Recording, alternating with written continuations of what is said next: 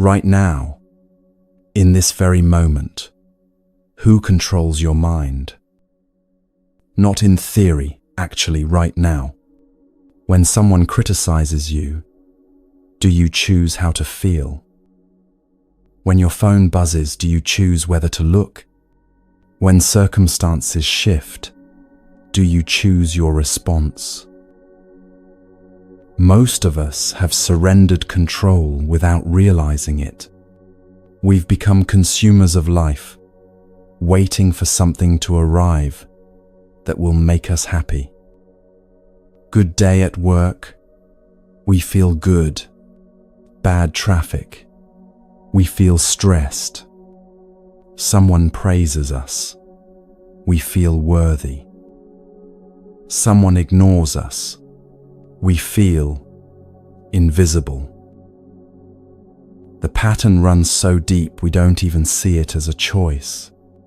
We check our phones first thing in the morning, needing that hit of validation. We scroll through others' lives, measuring our worth by comparison.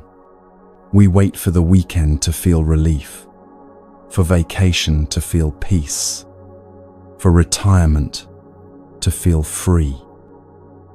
Always waiting, always depending on circumstances to change before we can be okay. We've been operating this way for so long that we don't think there's another way to function in the world. The steering wheel is right in front of us, but we've forgotten we can actually steer. If this resonates, share where you're listening from in the comments below. Get comfortable. Wrap yourself in something soft if you'd like. We're about to explore what happens when you take back what's always been yours. The things we think will save us come with a price we never see coming.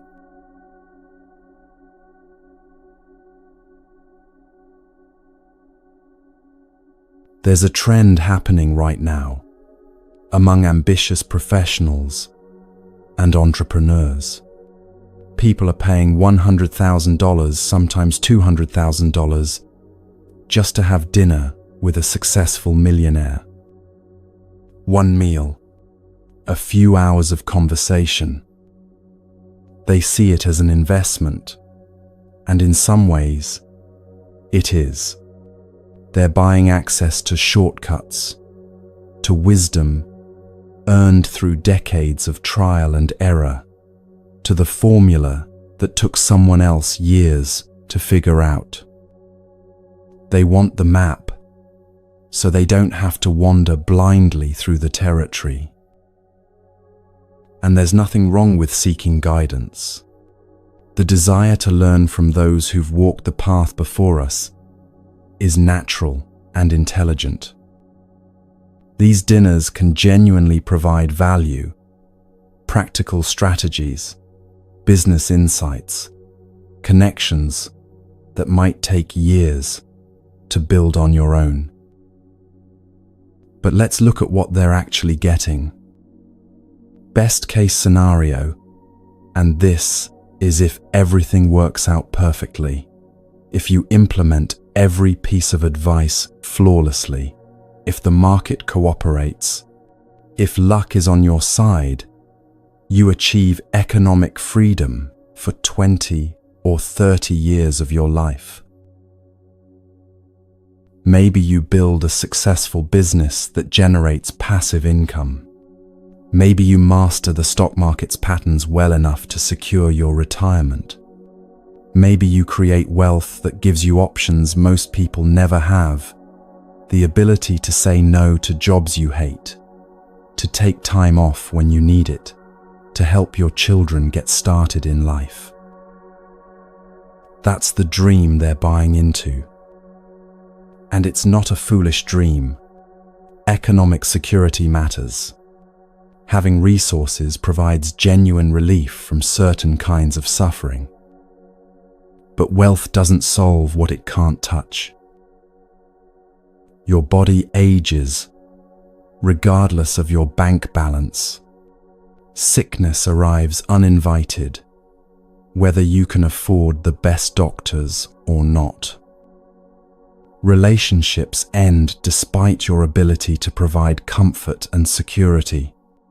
People you love die, and no amount of money negotiates with death. The ache of jealousy from others, the loneliness of success, the fear that comes with any diagnosis, these remain untouched by wealth. Most wealthy people, and this is something they rarely admit publicly, aren't actually happy. They have everything they thought they needed, and yet something essential remains missing. The goalposts keep moving. The first million was supposed to be enough, then 10 million, then 100 million, and somehow enough never arrives. And there are costs nobody mentions in those expensive dinners. The complexity multiplies with every asset. Properties need management companies. Businesses need oversight. Investments need monitoring. And each responsibility claims more mental space. You check portfolios before breakfast, worry about market fluctuations during meetings, make decisions based on tax efficiency rather than what actually matters to you. The lawsuits start coming. Someone slips on your rental property, and their lawyer sees an opportunity. A business partner feels cheated and files complaints. A former employee wants more severance. You spend money protecting money you already earned. Time in depositions, reliving conflicts you tried to prevent, energy on situations that feel like extortion but are cheaper than fighting. Trust becomes difficult. When someone is friendly, you wonder about their motives. When people offer help, you question what they want in return. Dating becomes complicated. Are they attracted to you or your lifestyle? Friendships strain under unspoken financial imbalances. You become guarded, suspicious, unable to relax into genuine connection because you've been burned by people who saw you as a resource rather than a person. And then there's the paradox of possessions owning you. The luxury car needs specific mechanics and climate-controlled storage. The vacation home generates bills even when empty. Utilities, insurance, property taxes, landscaping, security systems that monitor a place you're too busy to visit. The art collection requires climate control, insurance riders, security consultants. You bought these things to enjoy, but they claim your attention and time more than you claim them. Buddhist teaching points to something we'd rather not acknowledge. Everything put together eventually comes apart.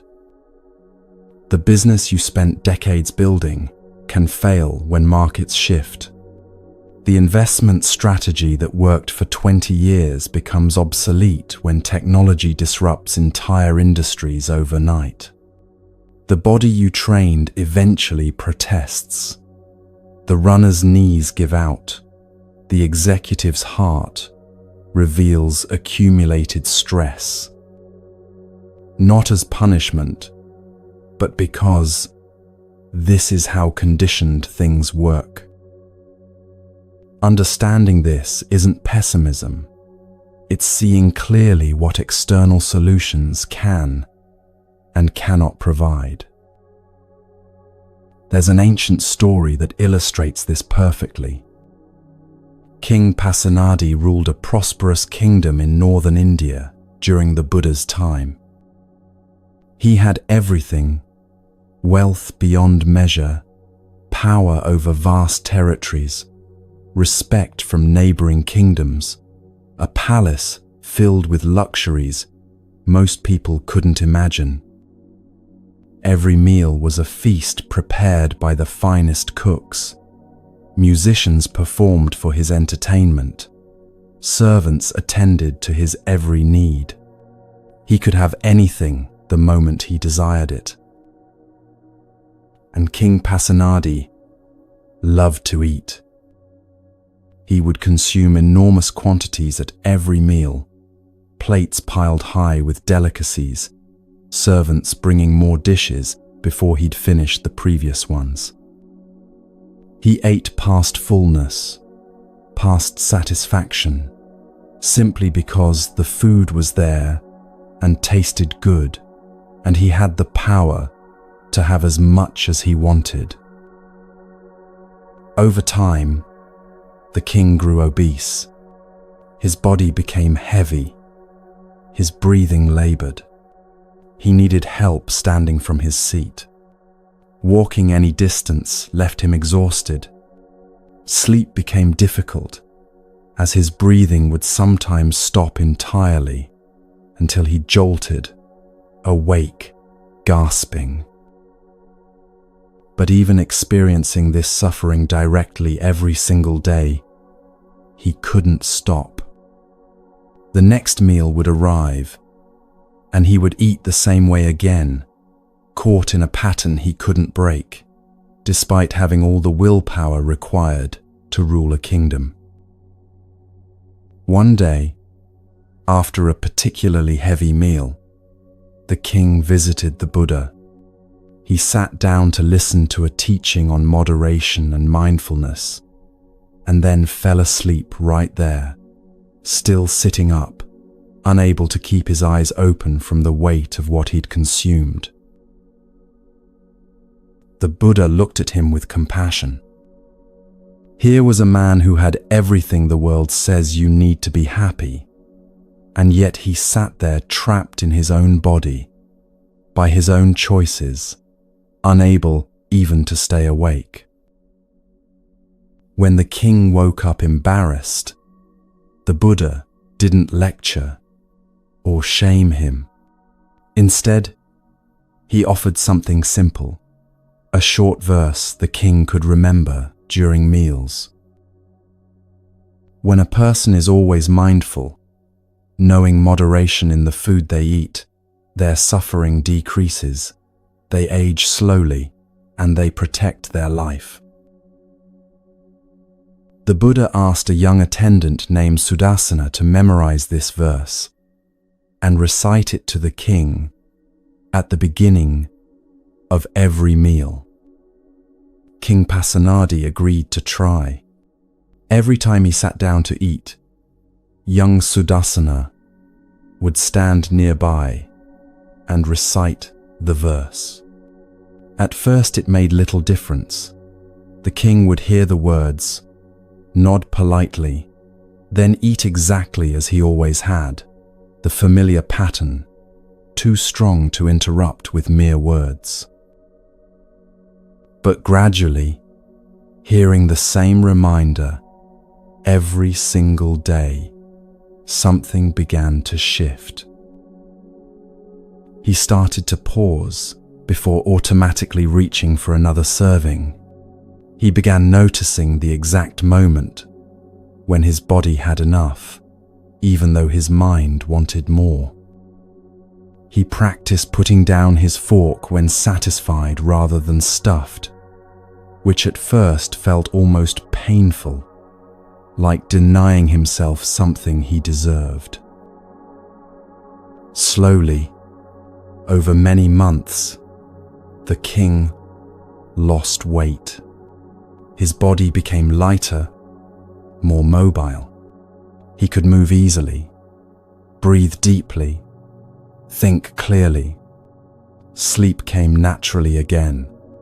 He could walk through his palace gardens without exhaustion, climb stairs without needing to stop and rest. But more than the physical changes, something inside him had fundamentally shifted. He realized that no amount of food, possessions, power, or pleasure had ever touched the emptiness he felt inside.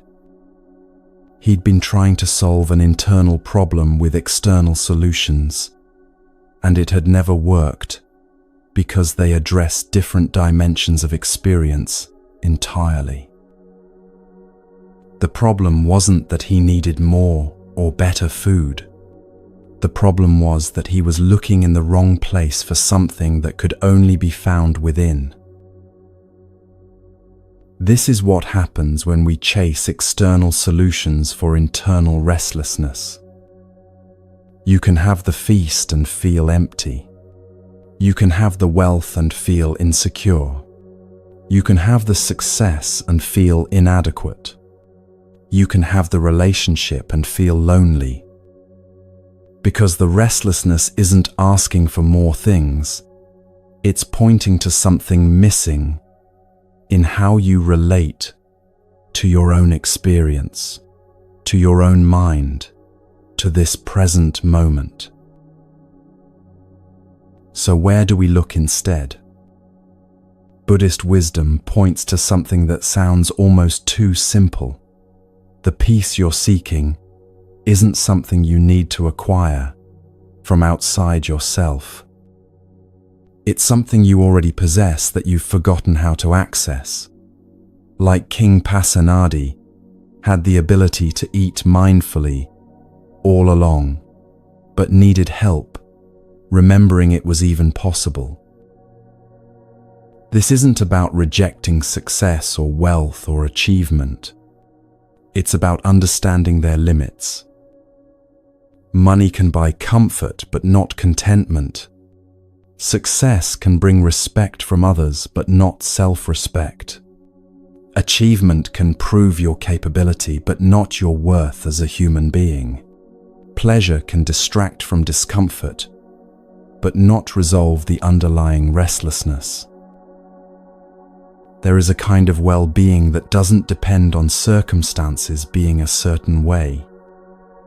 A peace that remains accessible whether you're rich or poor, healthy or sick, praised or criticized, succeeding or failing. This isn't fantasy or spiritual bypassing or pretending difficulties don't hurt. This is what the Buddha taught, based on his own direct experience, what thousands of practitioners have verified through their practice, what's available to anyone willing to look inward rather than outward, at the mind itself rather than at what the mind is grasping for. The people paying $200,000 for dinner with a millionaire are seeking something genuine, wisdom about how to navigate life successfully, guidance from someone who's figured things out, a path that leads somewhere better. They're not wrong to seek guidance. They're just not being offered the most valuable guidance available, the kind that addresses the root of restlessness rather than just rearranging its symptoms, the kind that leads to peace regardless of external conditions, rather than happiness dependent on circumstances cooperating. There's something far more valuable than that millionaire's secret, and it doesn't cost anything at all.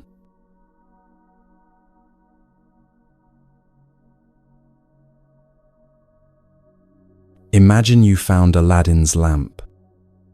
You rub it, the genie appears, and you have 3 wishes, anything you want.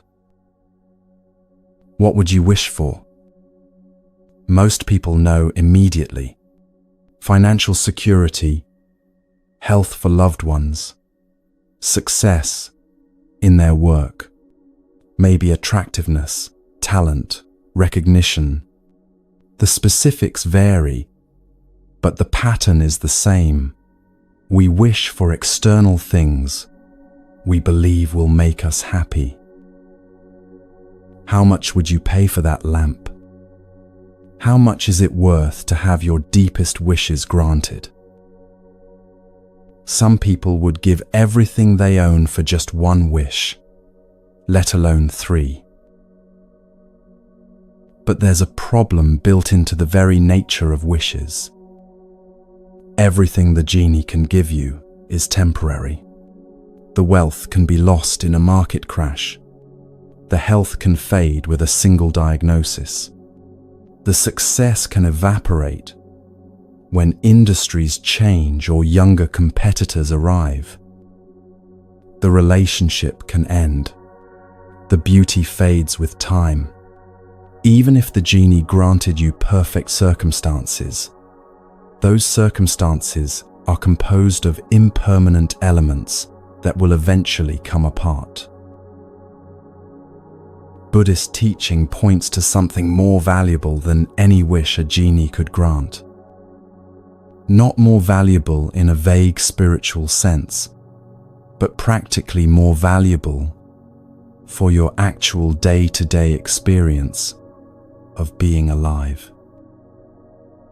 What if, instead of depending on circumstances to be happy, you could be happy regardless of circumstances? What if instead of needing life to go a certain way to feel okay, you could feel fundamentally okay, whether life goes your way or not? This sounds impossible to most people. It sounds like fantasy, like something monks claim but don't actually experience, like spiritual propaganda that doesn't hold up in real life. But there's a story from the Buddhist texts that shows just how real this possibility is. One day, the Buddha gathered his disciples and asked a question: "Who among you has unshakable concentration?" This was not a casual question. The Buddha was asking who among his students had developed a quality of inner stability so profound that nothing could disturb it. Who had found that unshakable peace we're talking about? Sariputta, one of the Buddha's closest disciples, known for his wisdom and insight, spoke up. His answer was remarkable. "Lord, my concentration is unshakable. Even if the entire world were to be destroyed, if the earth itself were to split apart, if the oceans were to boil away, if the sky were to collapse, it would not disturb my peace." Let that sink in for a moment. Sariputta wasn't saying he'd found a nice meditation technique that made him feel calm sometimes. He wasn't saying he'd learned to relax when things were going well. He was saying that he'd developed such profound inner stability that even the complete destruction of the world wouldn't shake his peace. This sounds like arrogance, or delusion, or exaggeration, but it wasn't. The Buddha didn't correct him or suggest he was being grandiose. Instead, the Buddha acknowledged that yes, this was accurate. Sariputta had indeed developed that level of unshakable inner peace. How is this even possible? Sariputta had discovered something fundamental about the nature of mind and experience. He'd learned that the peace he was experiencing didn't depend on external conditions being a certain way. It didn't come from the world being safe or pleasant or predictable. It came from a profound shift in his relationship to experience itself. When most of us encounter difficulty, we resist it. We tense against it, fight it, wish it were different, tell ourselves stories about how it shouldn't be happening. That resistance is where suffering lives. Not in the difficulty itself, but in our relationship to it. Sariputta had learned to meet experience without resistance, not by becoming passive or numb, but by developing such clear awareness that he could witness even intense experiences without being overwhelmed by them. He could feel pain without adding suffering on top of it through resistance. He could face loss without adding despair through clinging. He could encounter pleasant things without adding anxiety through grasping.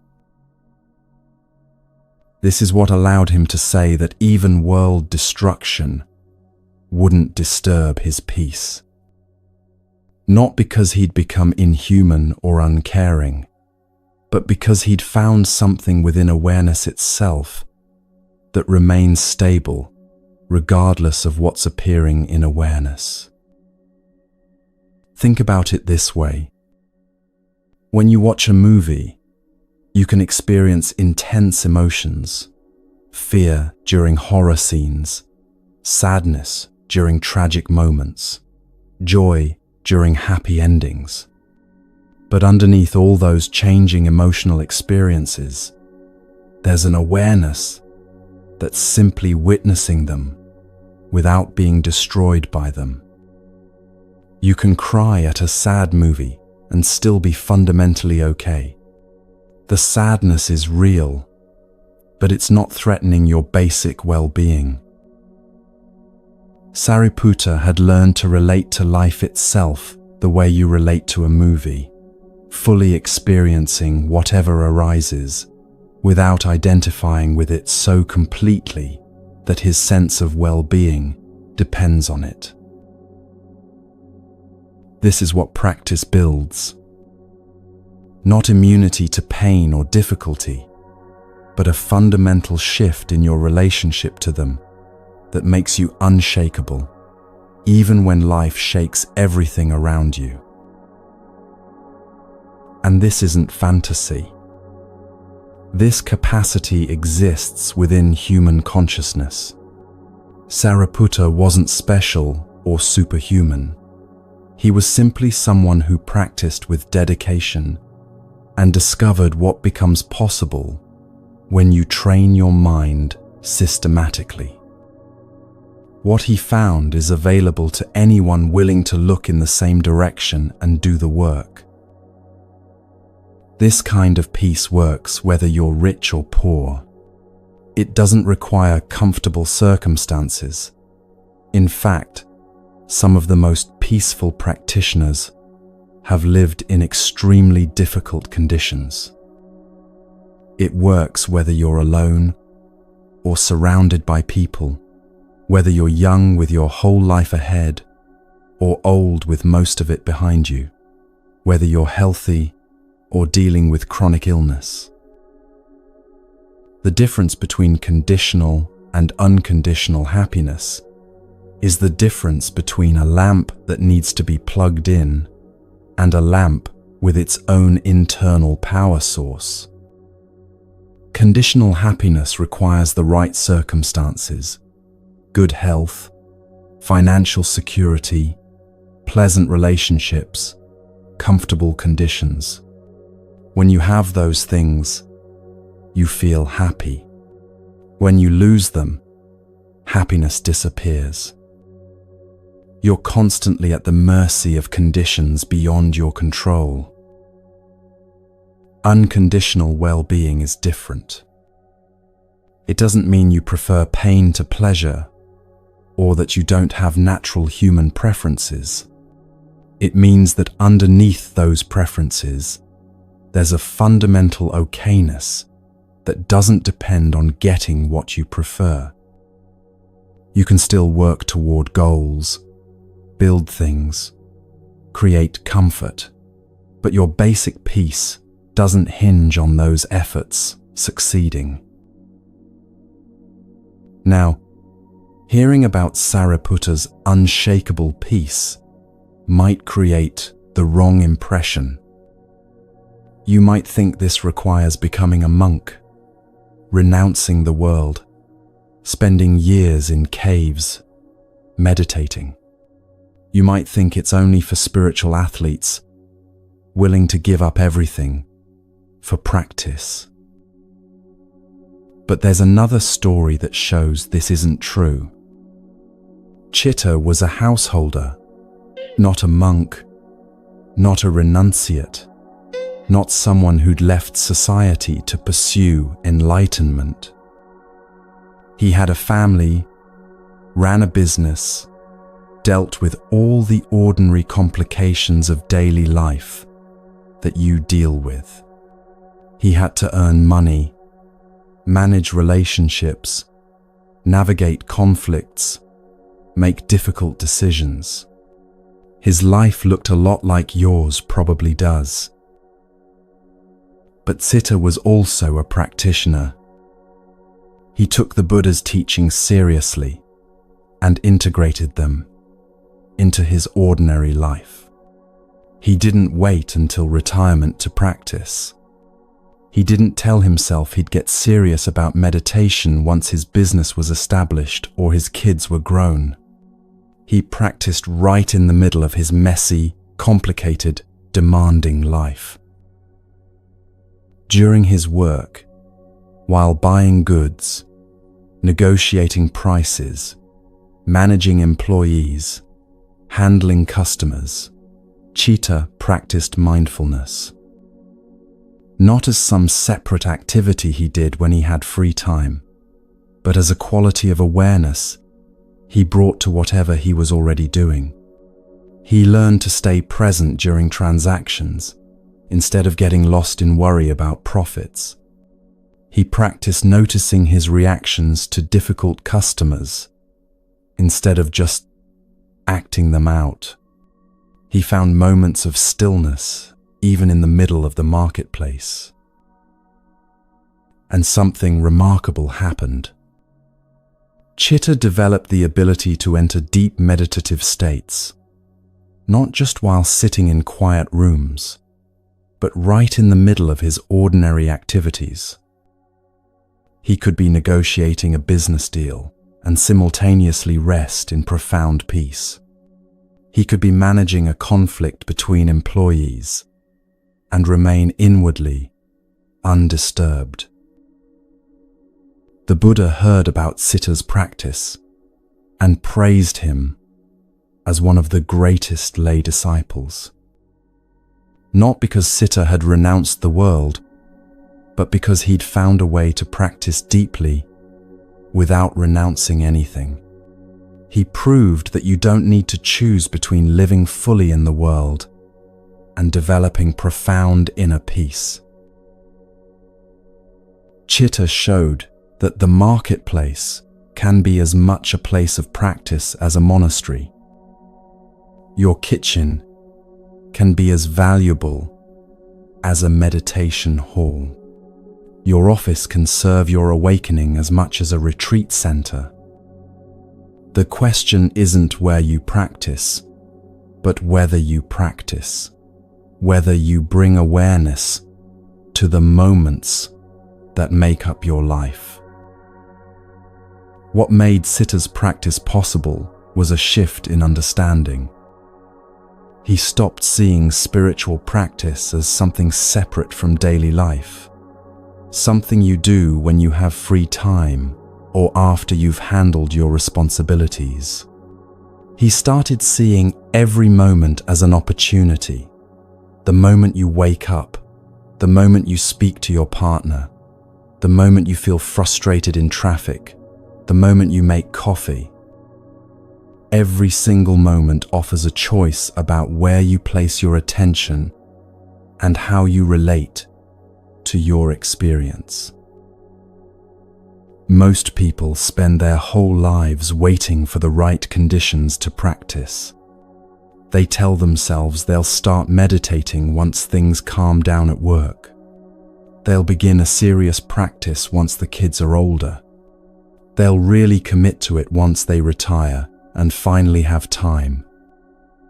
But things at work never fully calm down, Kids bring different challenges at every age, and retirement brings its own complications. Chitta didn't wait. He worked with the life he had, practicing in the gaps and pauses, bringing awareness to the ordinary moments that most people overlook. And through that approach, he developed a depth of practice that earned praise from the Buddha himself. The contrast between these two stories tells you something important. Sariputta shows you what's ultimately possible, peace so profound that even world destruction wouldn't shake it. That might seem unattainable, but it points to the direction practice leads when you follow it far enough. It shows you there's no limit to how deep this peace can go. Chitta shows you what's immediately accessible, the possibility of practicing right where you are, with the life you actually have, without needing to wait for perfect conditions or make dramatic changes. He proves that you don't need to be a monk, or quit your job, or move to a monastery. You just need to begin, right here, with whatever moment you find yourself in. Together, these stories reveal something that changes how you might think about your own life. The treasure of unshakable peace isn't something reserved for special people or extraordinary circumstances. It's not hidden in far-off monasteries or accessible only after years of intensive retreat. It's available right now in your ordinary life if you know where to look and how to practice. This is more valuable than any wish a genie could grant, because it doesn't depend on circumstances cooperating. The genie can give you health, but you'll still worry about losing it. The genie can give you wealth, but you'll still fear it running out. The genie can give you a perfect relationship, but you'll still feel the anxiety of potential loss. Every gift from the genie comes with the built-in suffering of impermanence. But the peace that comes from practice, that's yours. In a way, nothing external can ever be. No one can take it from you. No market crash can destroy it. No illness can steal it. No loss can erase it. Because it's not built on conditions that can change. It's built on a shift in how you relate to conditions, which remains stable even when conditions themselves are unstable. But here's where it gets counterintuitive: how happiness actually works.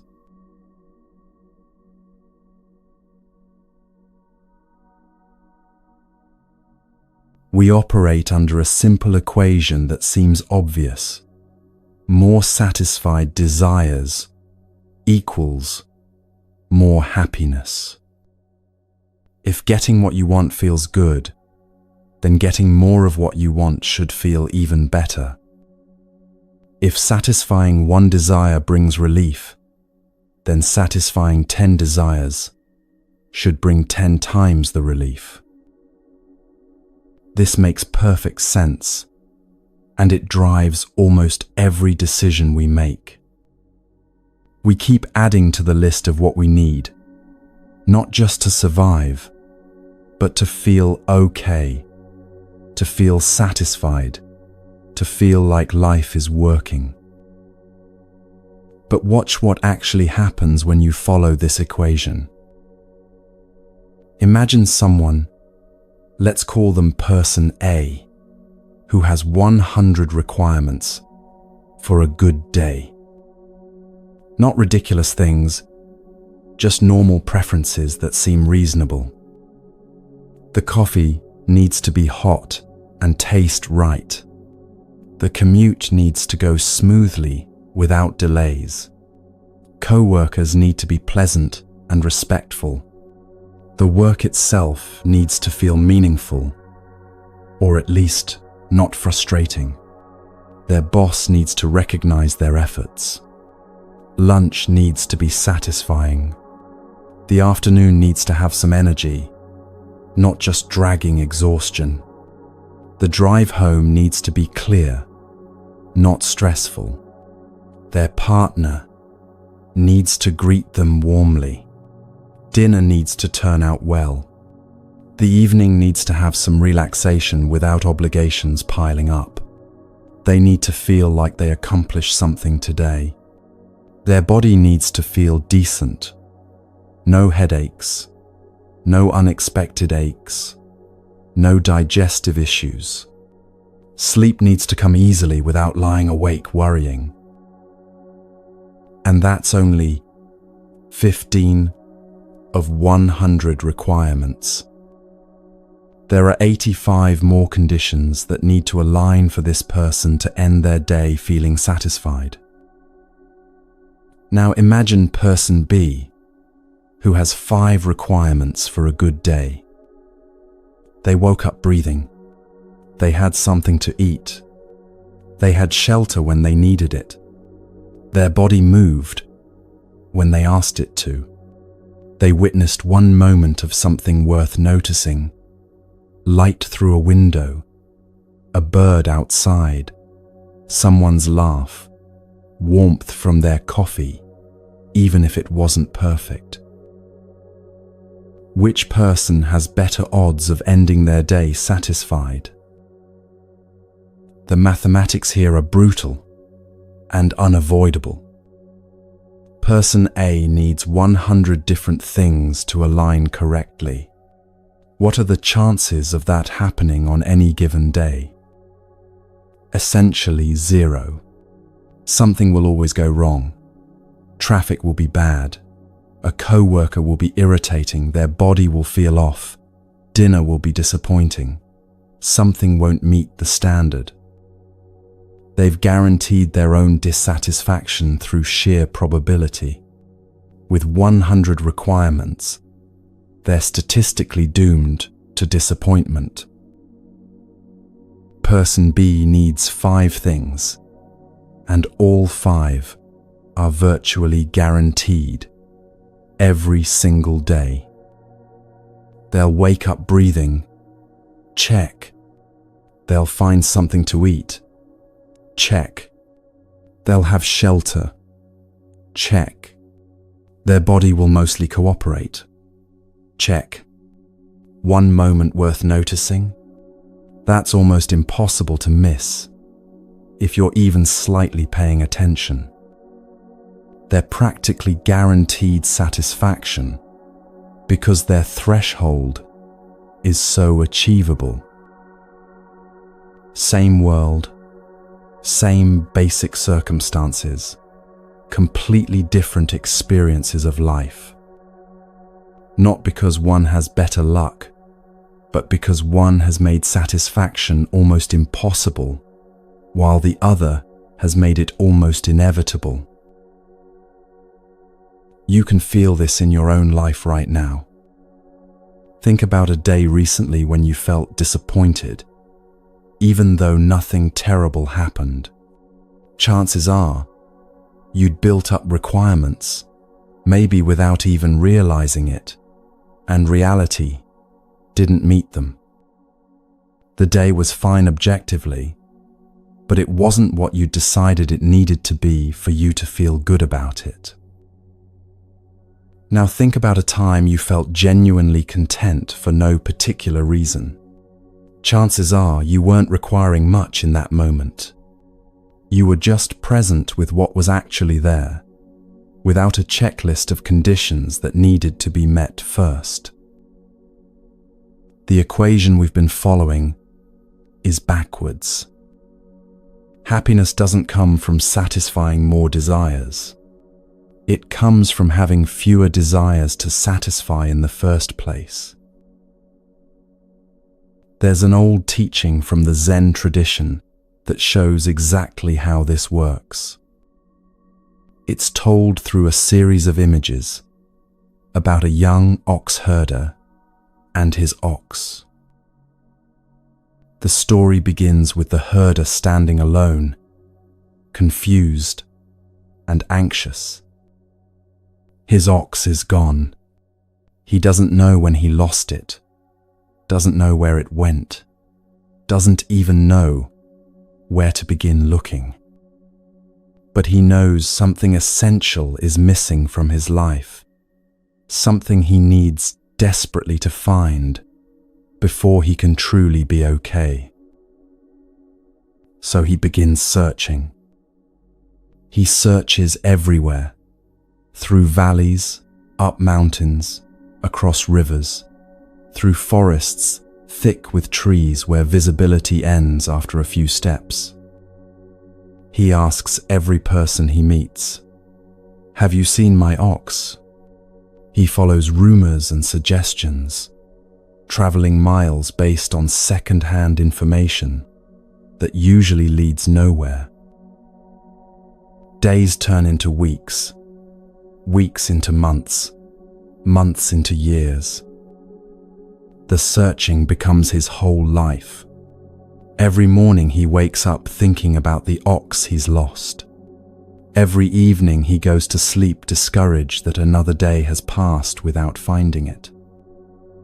He grows increasingly desperate, increasingly exhausted, increasingly convinced that his life can't really begin until he recovers what's been taken from him. This is how most of us live. Convinced that something essential is missing, that we've lost access to contentment or peace or okayness, and if we could just find the right thing, the right job, the right relationship, the right amount of money, the right solution to this problem, then we'd finally have what we need to be happy. One day, after years of fruitless searching, the herder is walking through a forest he's searched many times before. His feet are tired, his heart is heavy, and he's beginning to lose hope that he'll ever find what he's looking for. Then he sees something on the ground that makes him stop completely. Tracks. Fresh ox tracks in the soft earth, clear as anything, leading deeper into the trees. His exhaustion vanishes instantly. His heart leaps in his chest. Finally, after all this time, finally evidence. Finally, a clue about where to look. He follows the tracks with renewed energy, certain the ox must be just ahead, just around the next tree, just beyond the next clearing. The tracks wind through the forest, sometimes clear, sometimes faint, but always leading forward. He follows them for what feels like hours, his anticipation building with each step. He's so close now. He can feel it. Then he enters a small meadow, and there it is. The ox.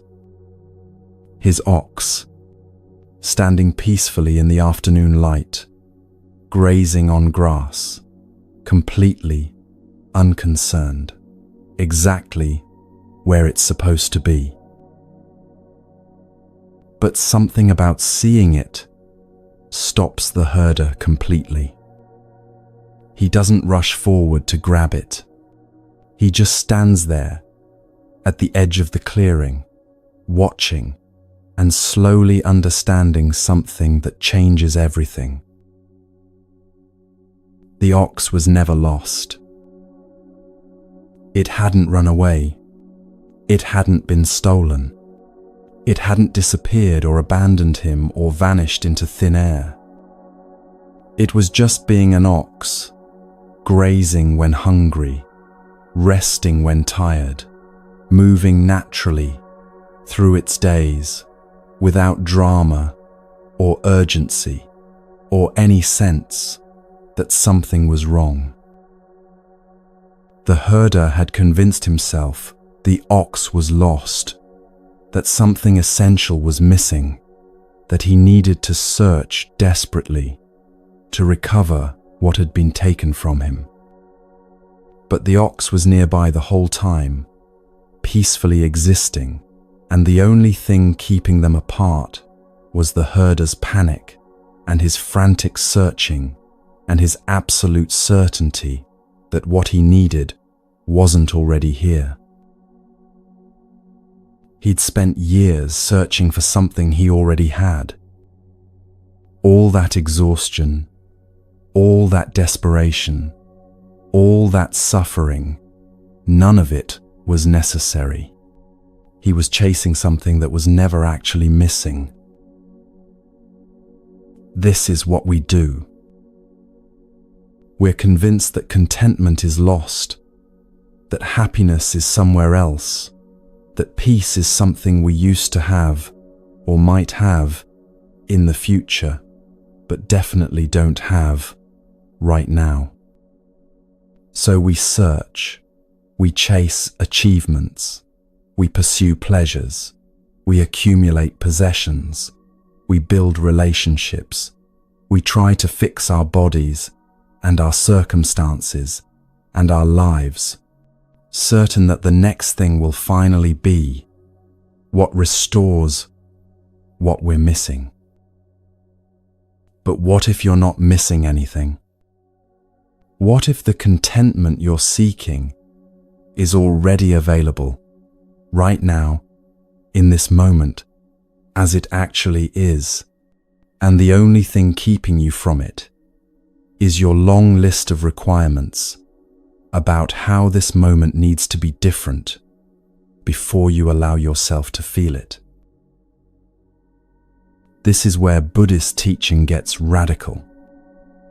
Not in some abstract philosophical way, but in a way that changes your actual daily experience, if you're willing to try it.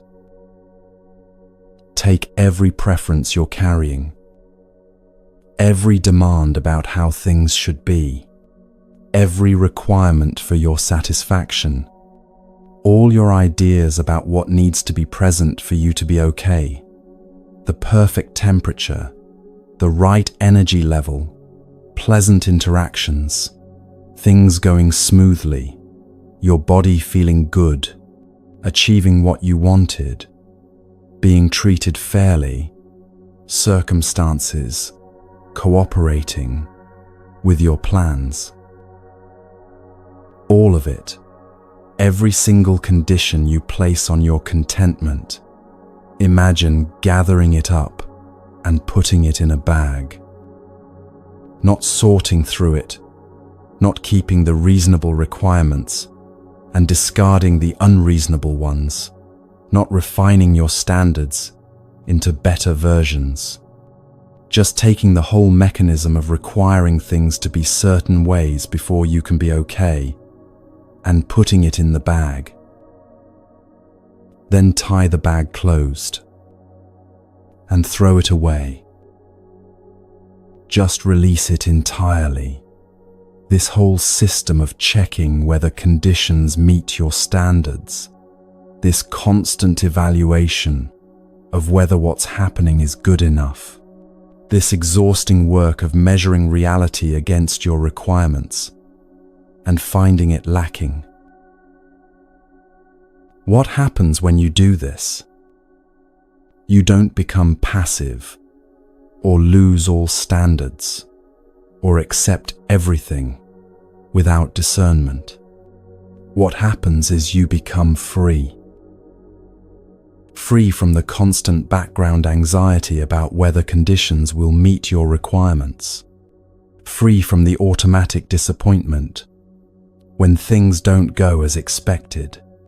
free from exhausting yourself trying to control everything to match your preferences, free from the suffering of demanding that reality be different than it is.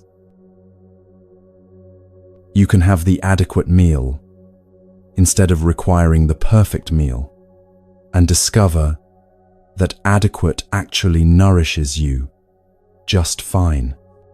You can have the cloudy day instead of requiring sunshine, and discover that clouds have their own beauty when you're not resenting them for not being sun.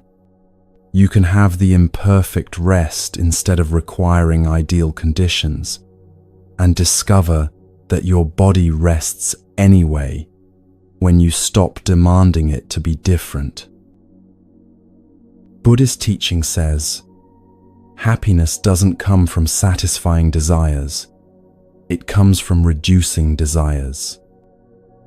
Not satisfying them better or more efficiently, reducing them, having fewer in the first place. Think about medicine when you're sick. Does it matter what the medicine tastes like? Maybe it's bitter. Maybe it makes you slightly nauseous. Maybe the texture is unpleasant. Do you refuse it because you don't like how it tastes? Of course not. The taste is completely irrelevant when what matters is whether the medicine heals you. Life works the same way. What matters isn't whether each moment feels pleasant or meets your preferences. What matters is whether you're present with your actual life as it's actually unfolding, which turns out to be the only life available to live. When you release your requirements, when you stop placing conditions on your contentment, when you throw away the bag of demands, what remains is a simple capacity to be here with what is. And there's a lightness to that, a relief, like you've been carrying something heavy your whole life, and someone finally told you that you're allowed to put it down. The weekend doesn't have to be perfect to be good. The meal doesn't have to meet 10 conditions to nourish you. The evening doesn't have to align perfectly to offer rest. Your day doesn't need 100 things to go right for you to be fundamentally okay. What if 5 things, or 3 things, or 1 thing, what if that's actually enough? What if the ox was never lost at all, and all this frantic searching has been keeping you from seeing what's already here? Now, before you think this means becoming passive or having no standards, here's the critical distinction.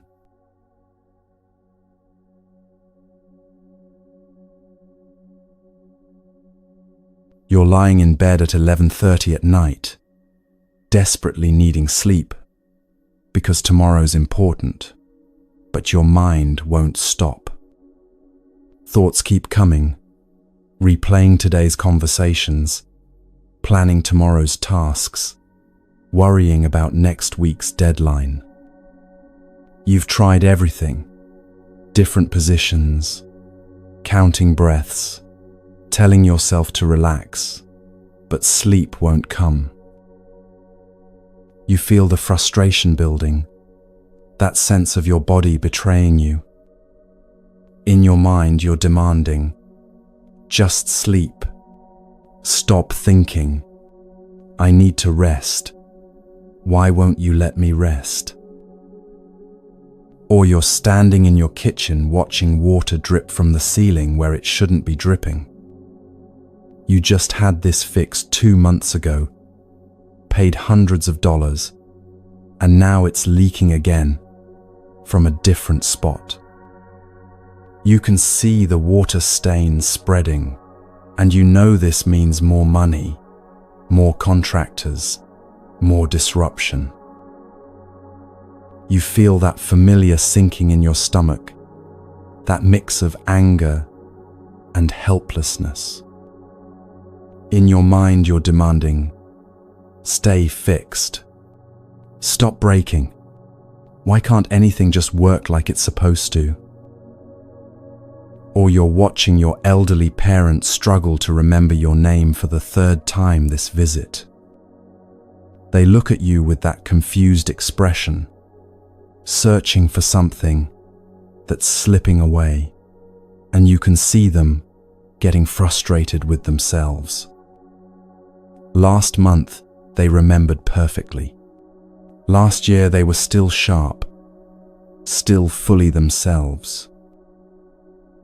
You feel it in your throat, that tightness that comes before tears. In your mind, you're demanding, remember, come back. Don't leave me while you're still here. Watch what happens in each of these moments.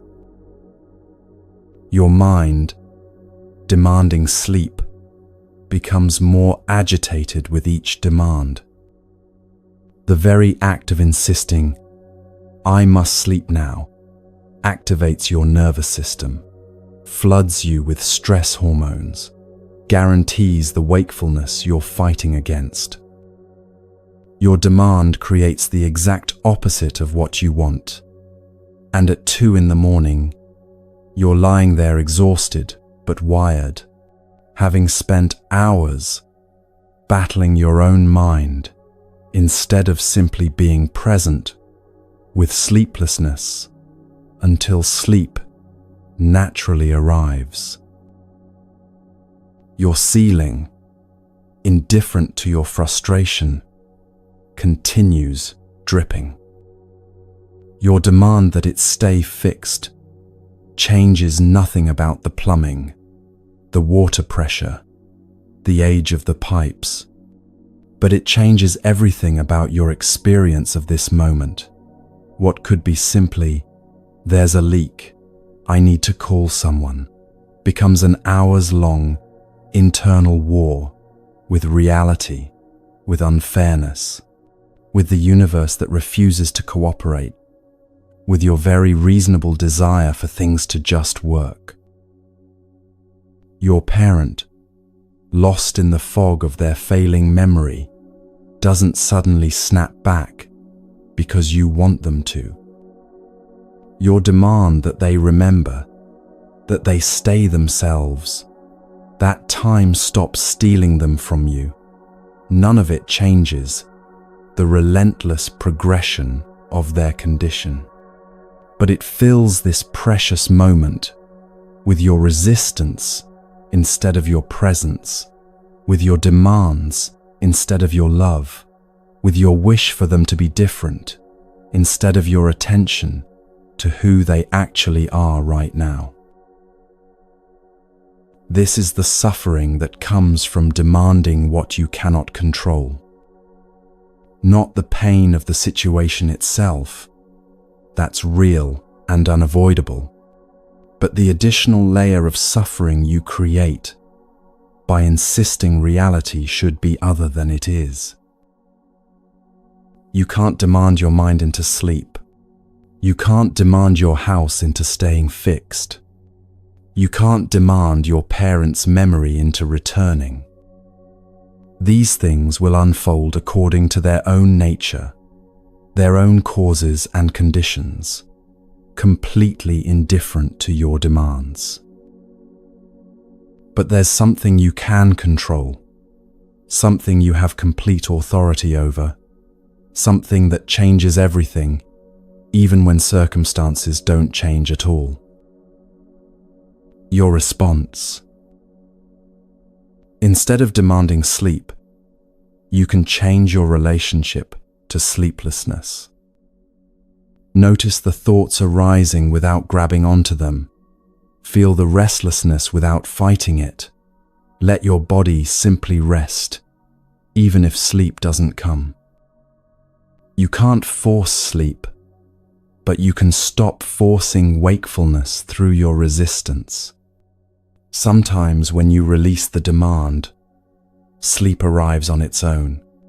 Sometimes it doesn't, but you rest anyway because you've stopped exhausting yourself, fighting what is.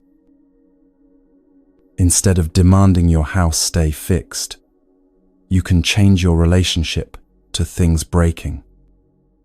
Feel the frustration fully, without adding stories about unfairness. See the leak as simply information about what needs attention. Take action without the overlay of outrage that this is happening again. You can't control whether things break, but you can stop breaking yourself against the reality that they do. Instead of demanding your parent remember, you can change how you're present with them right now. Release the demand that they be who they were and meet who they are now. Hold their confusion with tenderness instead of resistance. Speak your name gently without making them feel ashamed for forgetting. Treasure this moment of being together, even though it's not the moment you wish you were having. You can't stop the progression of their illness, but you can stop missing the connection that's still available because you're demanding the connection that's no longer possible. This is where your actual power lives.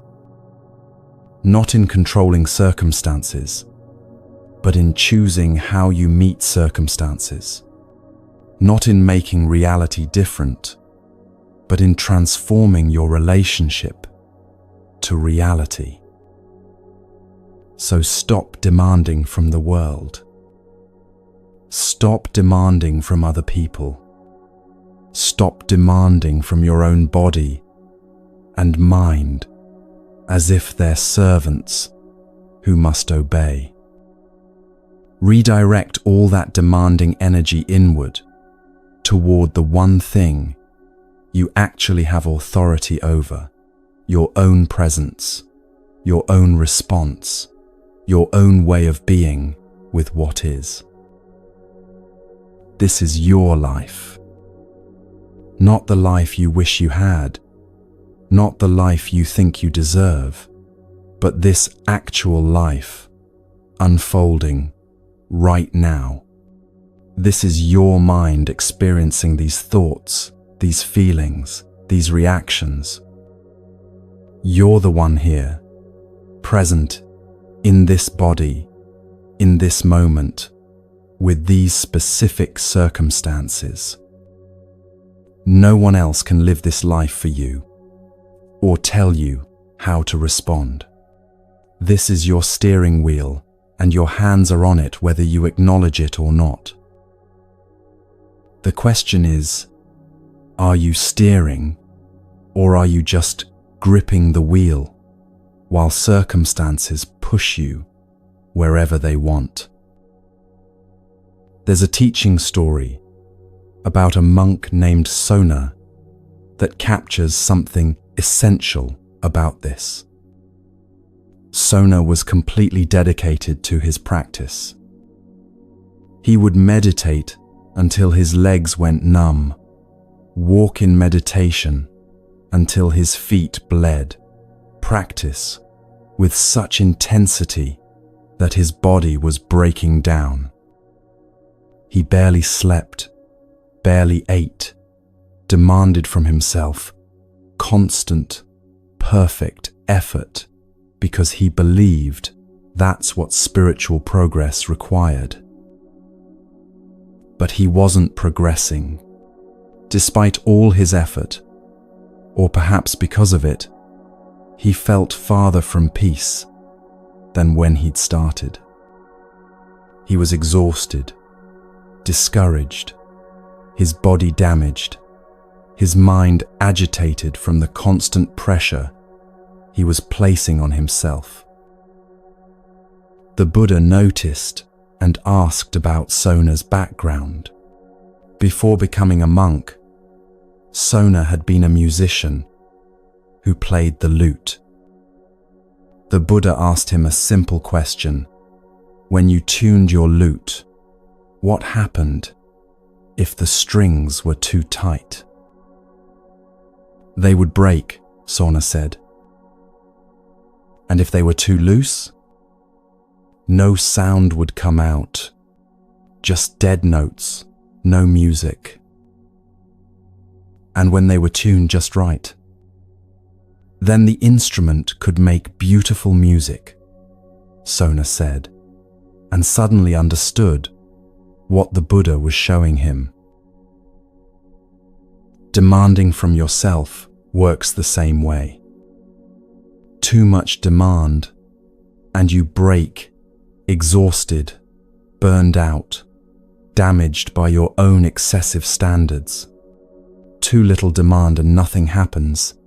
You drift, coast, never develop, because you never challenge yourself. But when you find the right tension, demanding enough to grow, but not so much that you destroy yourself, that's when transformation becomes possible. This is how you take back the steering wheel. Not through force, not through harsh demands that break you, but through wise, sustainable attention to what you're actually allowing to shape your life, moment by moment. It's a game of influence. Everything you encounter influences you, conditions you, shapes the grooves your mind naturally follows. The question is whether you're choosing those influences consciously or just accepting whatever comes your way. Look at your physical environment right now. What's around you? Is the space you inhabit supporting who you want to become, or reinforcing who you've always been? The clutter you see every day trains your mind toward chaos.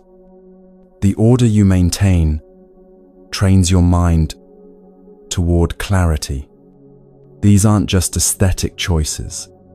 They're choices about what influences your consciousness every single day. Look at your morning routine, those first moments after waking, when your mind is most impressionable. What's the first thing you do? Rush immediately into demands and obligations. That trains you to live reactive, always responding to external pressure.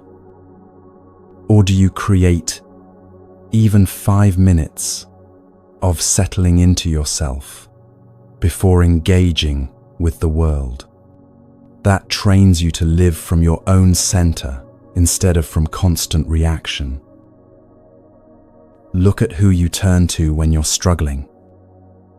Not whether you reach out, that's healthy, but who you reach out to and what they reinforce. Some people, when you share your difficulties, immediately join you in outrage or helplessness, amplifying your distress.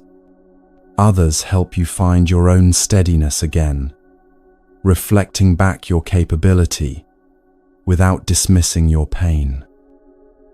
Who you turn to repeatedly shapes whether you're conditioning helplessness or resilience. Look at what you consume in those gaps throughout your day, waiting in line, between tasks, right before sleep. What fills those small spaces? Content designed to agitate and engage, keeping your nervous system activated. That trains you toward constant stimulation, making stillness feel intolerable. Or content that settles and centers, helping your system return to baseline. That trains you toward the capacity to simply be without needing constant input. Look at the internal narratives you rehearse when you're alone. Some people spend hours each day mentally replaying grievances, practicing arguments they'll never have, reinforcing stories about how they've been wronged or why things are unfair. Each rehearsal deepens those grooves, makes those patterns more automatic, conditions resentment as their default state. Others notice those narratives arising and choose not to feed them, not suppressing them, just not rehearsing them, over and over. They practice different narratives, curiosity about why things happened, recognition of their own part in conflicts, or simply returning attention to what's actually present instead of stories about what should have been different. This trains a completely different mind. You get to choose these influences. Not perfectly. You can't control everything you encounter, but you have far more choice than you're exercising. If you're just accepting whatever comes, letting algorithms decide what you see, letting habits decide how you spend your attention, letting old patterns decide what narratives you rehearse. Don't let randomness decide what influences you. Don't let convenience determine what shapes your mind. Don't let everyone else's choices about what's normal define what you allow into your consciousness. You choose what's good for you, not what feels easy right now, but what will serve you 10 years from now. Not what everyone else is doing, but what actually supports the person you're trying to become. Not what's comfortable or convenient, but what aligns with the life you're actually trying to live. Every small choice is a vote. The environment you create, the routine you establish, the people you seek out when struggling, the content you consume in spare moments, the narratives you rehearse when alone, each one is casting a vote for who you're becoming. Are you voting for someone more awake or more asleep, more reactive or more responsive, more scattered or more centered, more trapped in patterns or more free? The steering wheel is in your hands. You've been holding it this whole time, even when you thought circumstances were driving, even when you felt powerless, even when you blamed everything outside yourself for where you ended up. Your hands are on the wheel. The question is whether you're going to steer. This is your life, this messy, imperfect, challenging, beautiful life that keeps refusing to be what you demand it should be. This is your mind, this complicated, powerful, trainable mind that's been conditioned by everything you've encountered and can be reconditioned by choices you make right now. Stop demanding from what you can't control. Start demanding from yourself, not harshly, not excessively, but with the wise tension of a well-tuned instrument that's ready to make music. Take control. Choose what influences you. Decide who you're becoming through 10,000 small choices that no one else will ever see, but that will accumulate into the person you are 10 years from now. And this changes everything about how you handle difficult situations.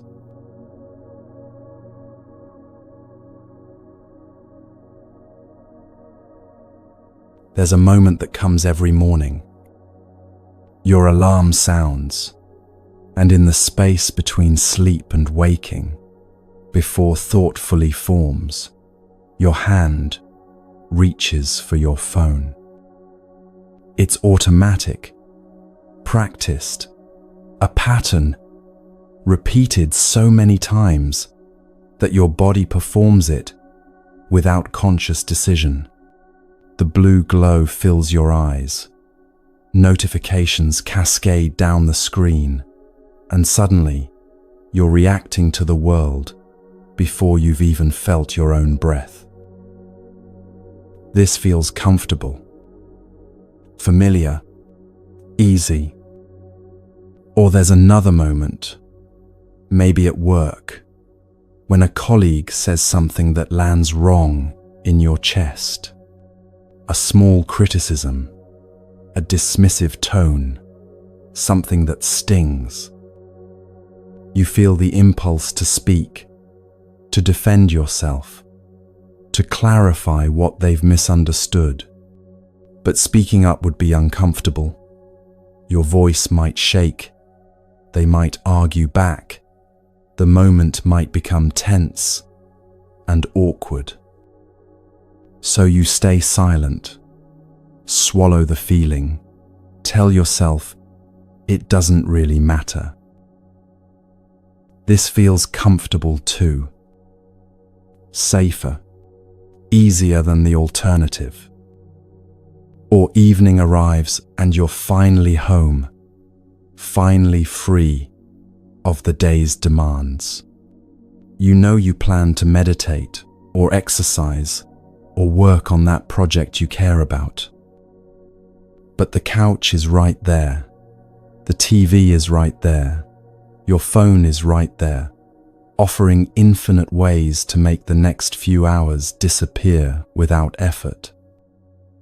And you're tired, so tired. Surely you deserve rest, deserve comfort, deserve ease after a long day. This feels like self-care, like being kind to yourself, like choosing what your body is telling you it needs. But watch what actually happens in each of these moments over time. The morning phone ritual means you start every single day reactive instead of centered. Your nervous system activates before you've even stood up, checking, comparing, responding, worrying about what others said, or need, or expect.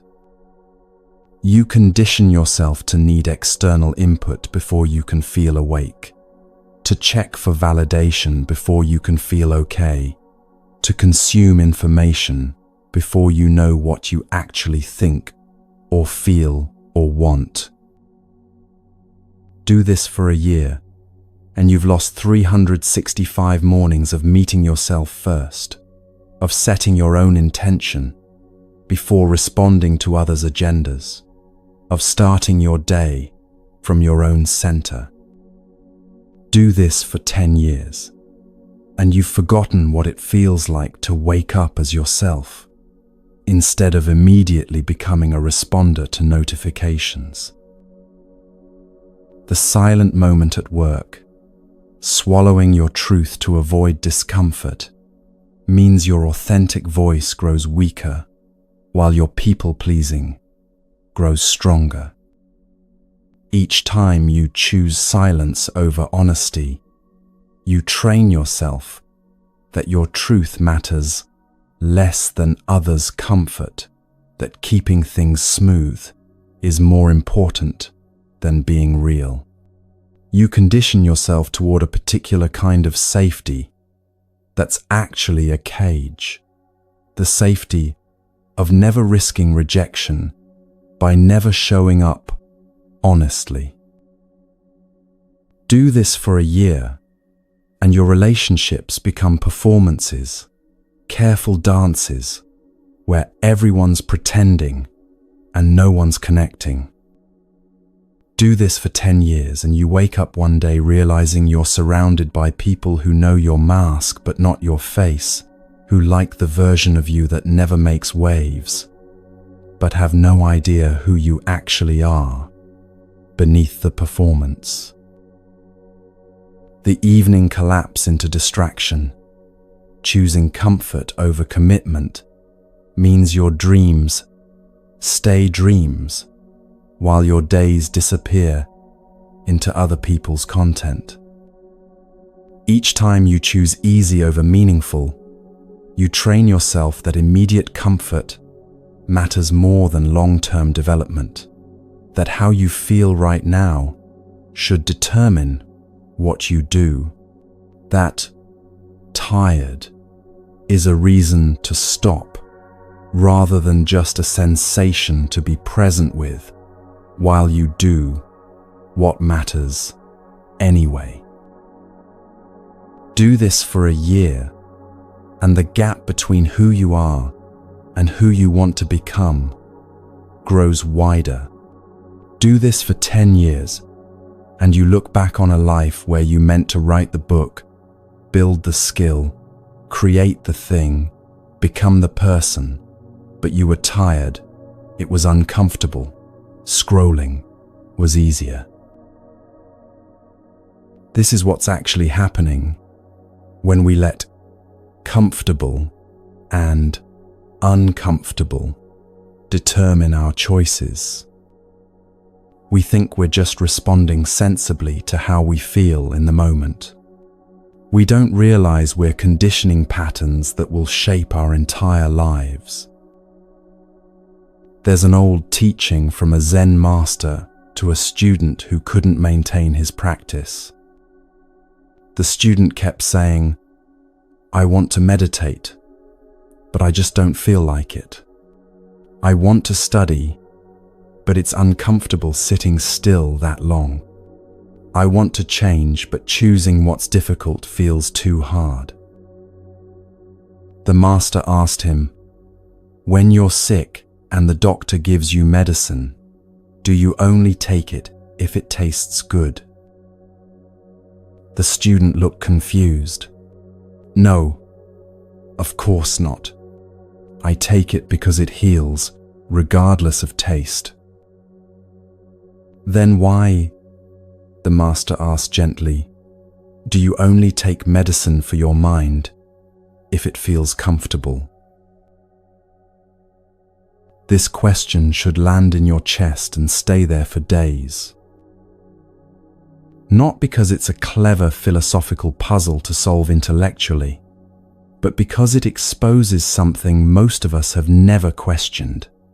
We've been using comfort and discomfort as our primary decision-making criteria for our entire lives, and we've never once asked whether that's actually wise.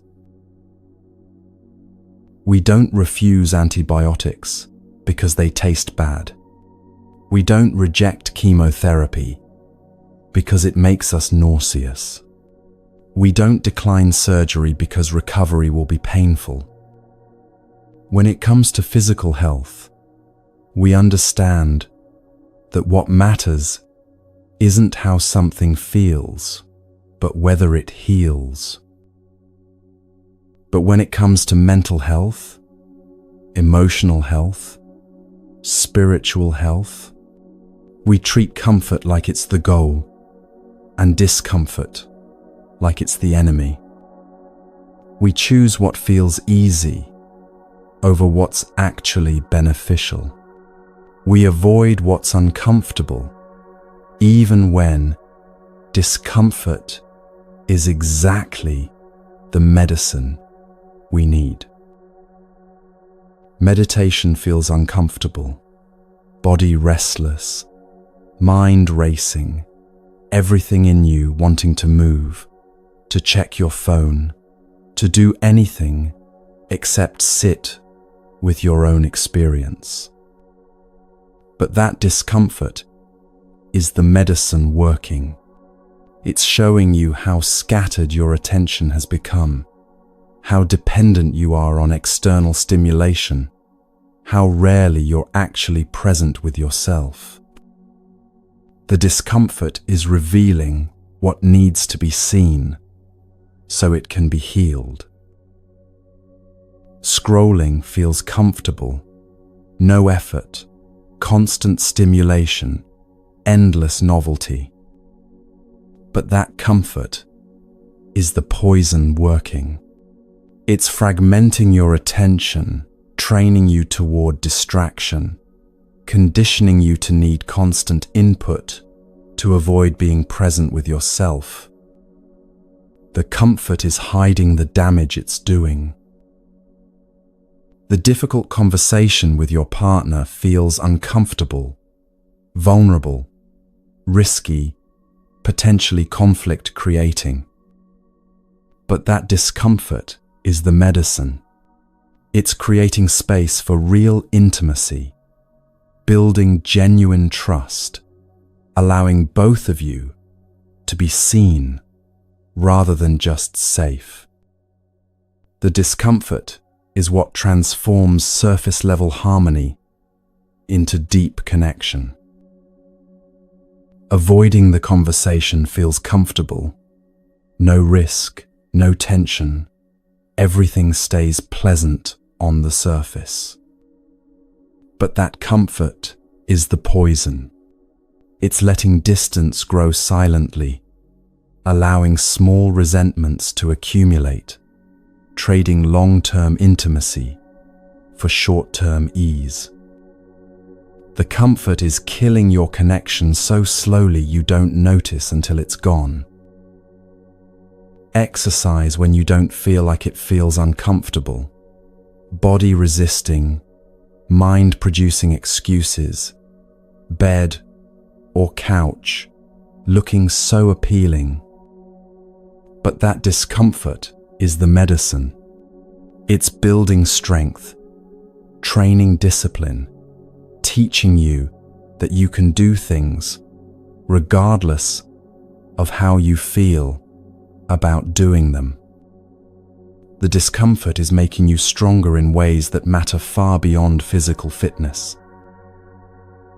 Staying on the couch feels comfortable, no effort, just rest.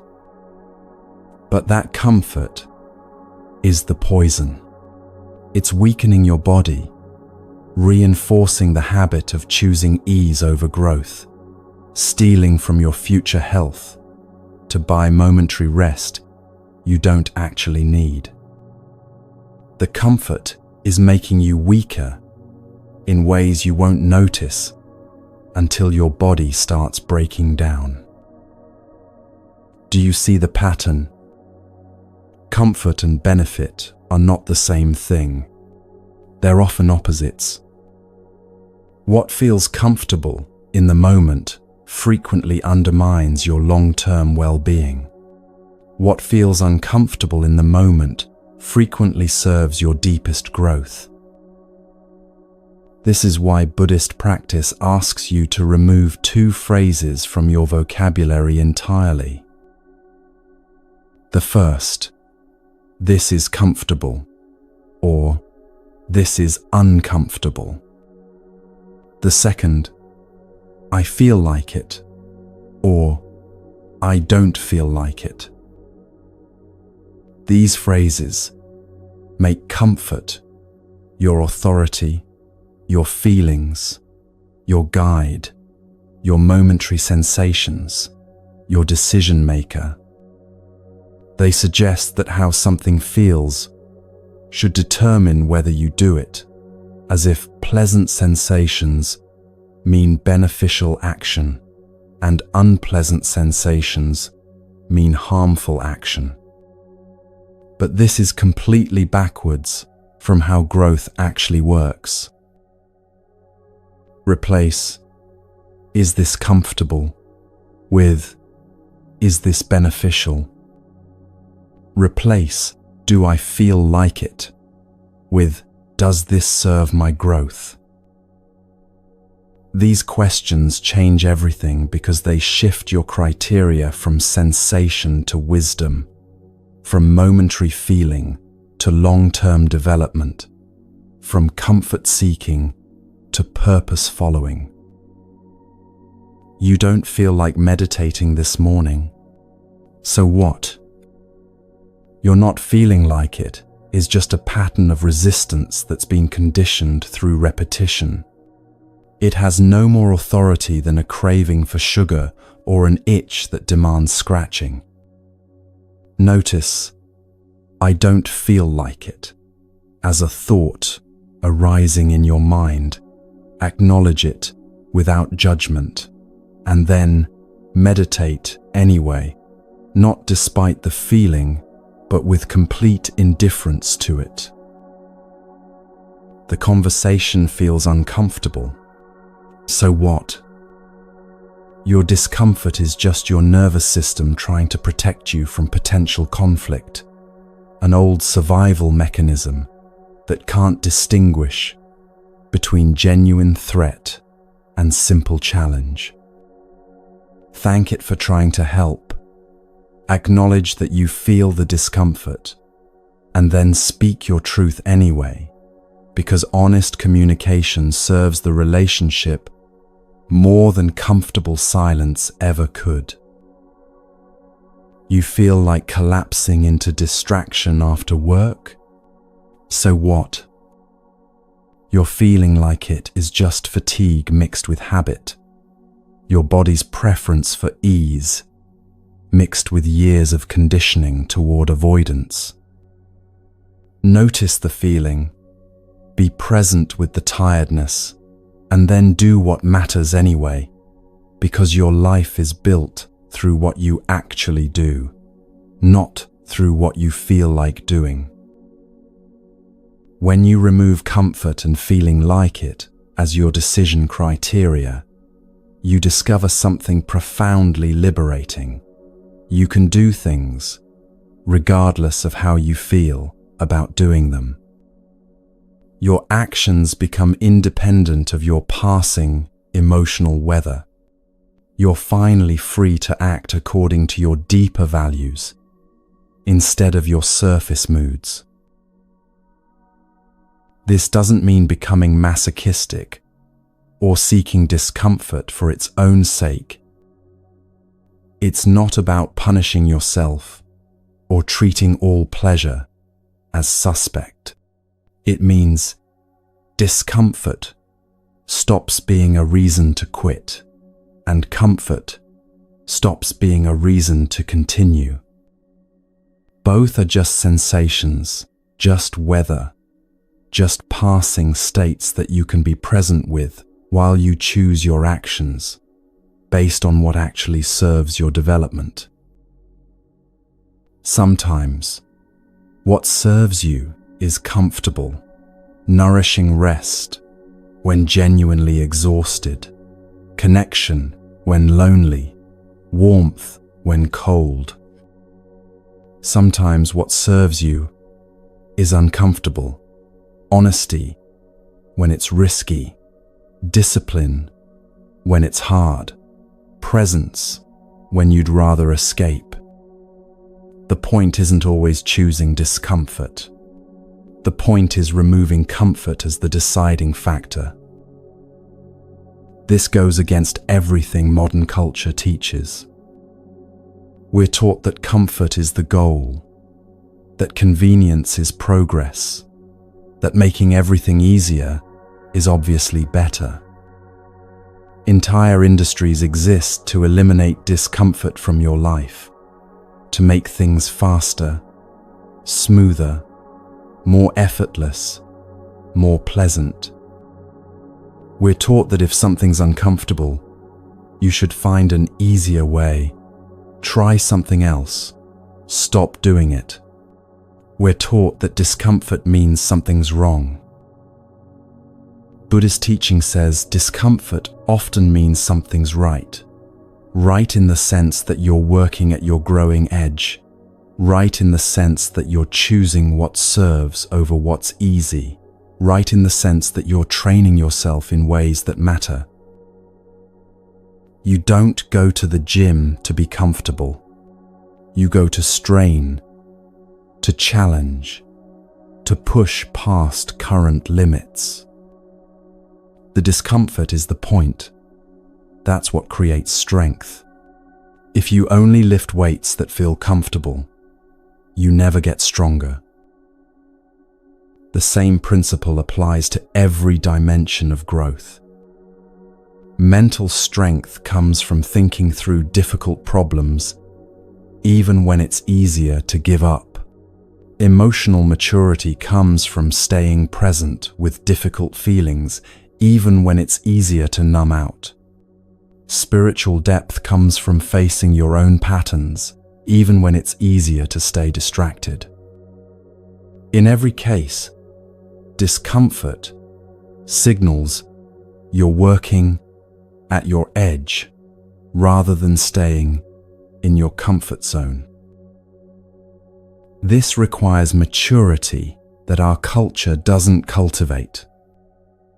Maturity means being able to choose long-term benefit over short-term pleasure. It means sacrificing immediate comfort for future well-being, enduring present difficulty for eventual growth, delaying gratification because you can see beyond this moment to where your choices actually lead. Children can't do this yet. A child always chooses candy now over health later, distraction over lesson, immediate comfort over long-term benefit. That's not a failing, just a developmental stage. Their brains haven't developed the capacity to weight future consequences against present desires. But many adults operate the same way. They choose immediate gratification over long-term health, instant entertainment over meaningful work, comfortable lies over uncomfortable truths, momentary ease over sustained development. They're making decisions like children, driven by what feels good right now, with little consideration for where those choices lead over years and decades.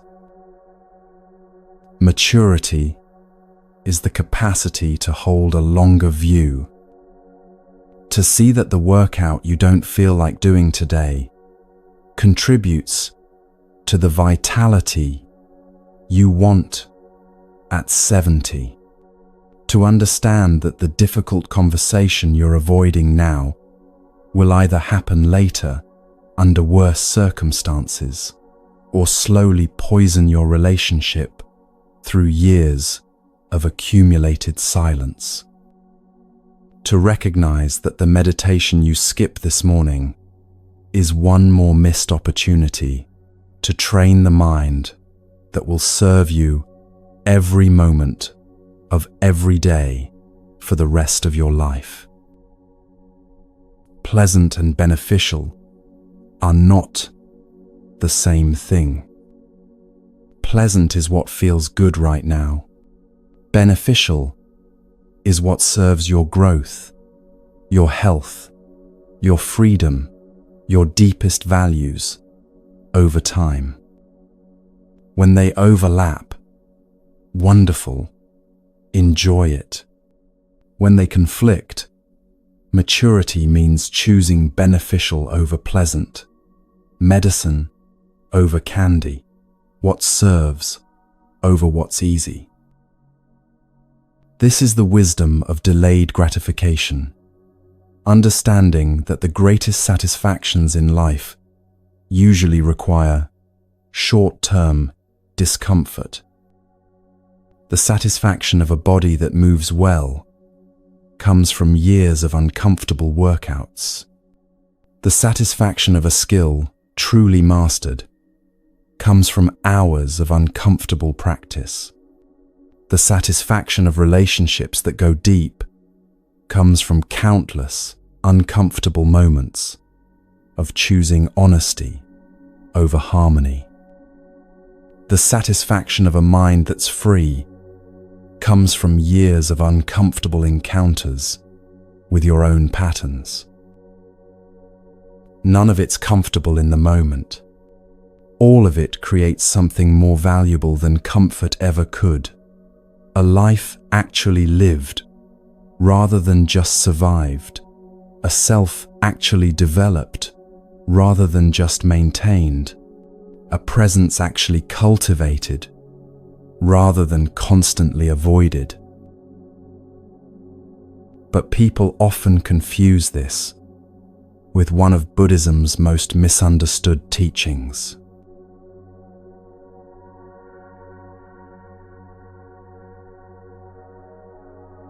The teaching people often confuse with what we just discussed is karma. And the confusion about karma might cause more suffering than any other misunderstanding in Buddhist practice. Let me tell you about a man named Sandana. Every morning before dawn, Sandana would walk through the garden behind the wealthy household where he worked, collecting flowers in the darkness. His hands knew the stems by touch, lotus blossoms still closed, jasmine releasing its night fragrance, marigolds cool with dew. He would gather them carefully, arrange them beautifully at the household shrine, perfect offerings to honor the family's devotion. Every evening as the sun set, he would return to collect those same flowers. Now wilted, faded, their beauty spent, he would gather them without ceremony and throw them in the trash. Day after day, year after year, the same ritual. Fresh flowers in morning light, wilted flowers in evening shadow, always ending in the trash. He had done this for so long that his hands moved without thought. His feet followed the path without attention.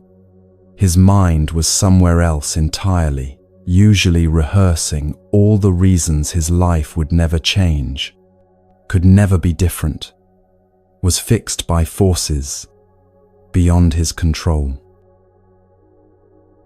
One evening, as Sandana was throwing away that day's wilted offerings, a wandering teacher happened to walk past. The teacher, it was the Buddha, stopped and watched Sandana for a moment. Then he asked a simple question. Why do you throw these flowers away? Sandana barely glanced up. Because they're finished, used up, no longer beautiful. What else would I do with them? The Buddha stepped closer, picked up one of the wilted blossoms from the trash, held it gently in his palm. This flower served its purpose beautifully this morning. It offered its fragrance, its color, its presence. Now it's transformed into something different, and you call it waste. He looked at Sandana with eyes that seemed to see right through him. Tell me, why do you treat yourself the same way? Sandana's hands stopped moving. What? You've decided you're finished too, haven't you? Used up. Your purpose already determined and nearly spent. I can see it in how you move, how you barely look at the flowers anymore, how you've stopped seeing anything including yourself. Something in Sandana's chest tightened. Tears came suddenly, unexpectedly. You don't understand, he said, his voice breaking. My karma was decided the moment I was born. Low caste, poor family. This work, this is what I am. This is what I will always be. The universe determined this before I took my first breath, and there's nothing I can do to change it. I'm like these flowers. My purpose was small, and now even that's nearly finished. The Buddha sat down right there on the ground, gestured for Sandana to sit beside him. "Let me tell you what karma actually is," he said gently. "Because what you think it is, that's killing you more surely than any circumstance ever could." He picked up a small stone, tossed it gently down the hill. They both watched it roll, bouncing, finding the natural grooves and channels in the earth, following the path of least resistance until it came to rest. "Your karma is like that stone's path," the Buddha said. "It moves in a certain direction because of forces acting on it. The slope of the ground, the channels already carved by water, the obstacles in the way. But look, if I had thrown the stone differently, if someone had dug a new channel in the earth, if rain had created a different path, would the stone have rolled the same way?" "No," Sandana said quietly. "Your karma is not a sentence pronounced by the universe," the Buddha continued. "It's the momentum of patterns you've been repeating. Every time you think, 'This is all I am,' you carve that channel deeper. Every time you move through your day without seeing, without presence, without recognizing that this moment is new, even if your actions are old, you're choosing the same path again. Not because you must, but because that path is so familiar, your feet follow it automatically." Sandana looked at his hands, rough from years of work, stained with flower stems and earth. "But I've been walking this path my whole life," he said. "How can I possibly walk a different one now?" "The same way flowers transform," the Buddha said, holding up the wilted blossom again. "This flower didn't choose to be a bud, didn't choose to bloom, doesn't choose now to wilt. But in every stage, it's completely itself, completely present to its own transformation. It doesn't spend its blooming morning that it's not still a bud, doesn't spend its wilting morning that it's no longer blooming. It transforms naturally because that's what living things do." He handed the wilted flower to Sandana. "You're a living thing too. You're transforming whether you notice it or not. The question is whether you'll transform consciously, choosing the direction, or unconsciously, just following old grooves carved by old thoughts." Something shifted in Sandana as he held that wilted flower. He'd held thousands of them, thrown thousands away, without really seeing them. But now, looking at it, really looking, he saw it wasn't waste at all. It was completion, transformation, the natural cycle of things changing form without losing their essential nature. "Start small," the Buddha said, standing to leave. "Tomorrow morning when you gather flowers, actually see them. Tomorrow evening when you collect them, actually honor what they've offered instead of just discarding them.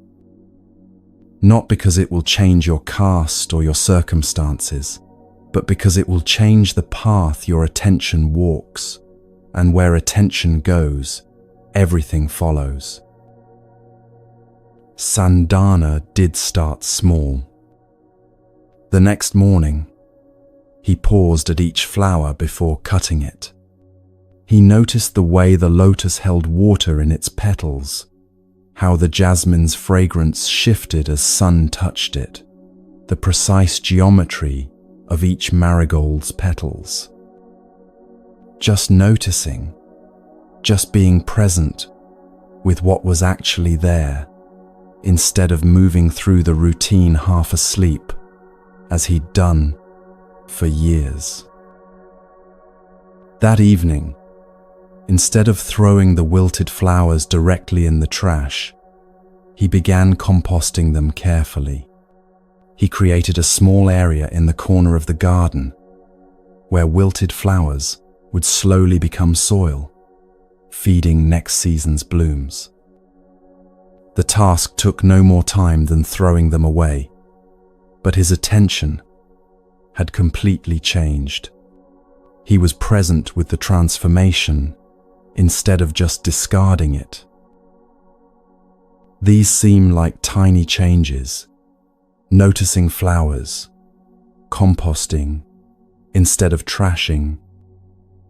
But something profound was shifting in Sandhana's daily experience.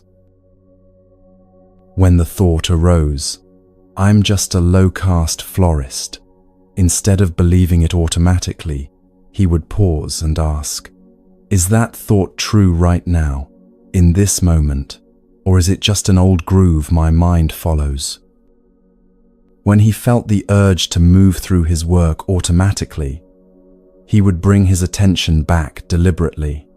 What am I actually seeing, smelling, touching right now?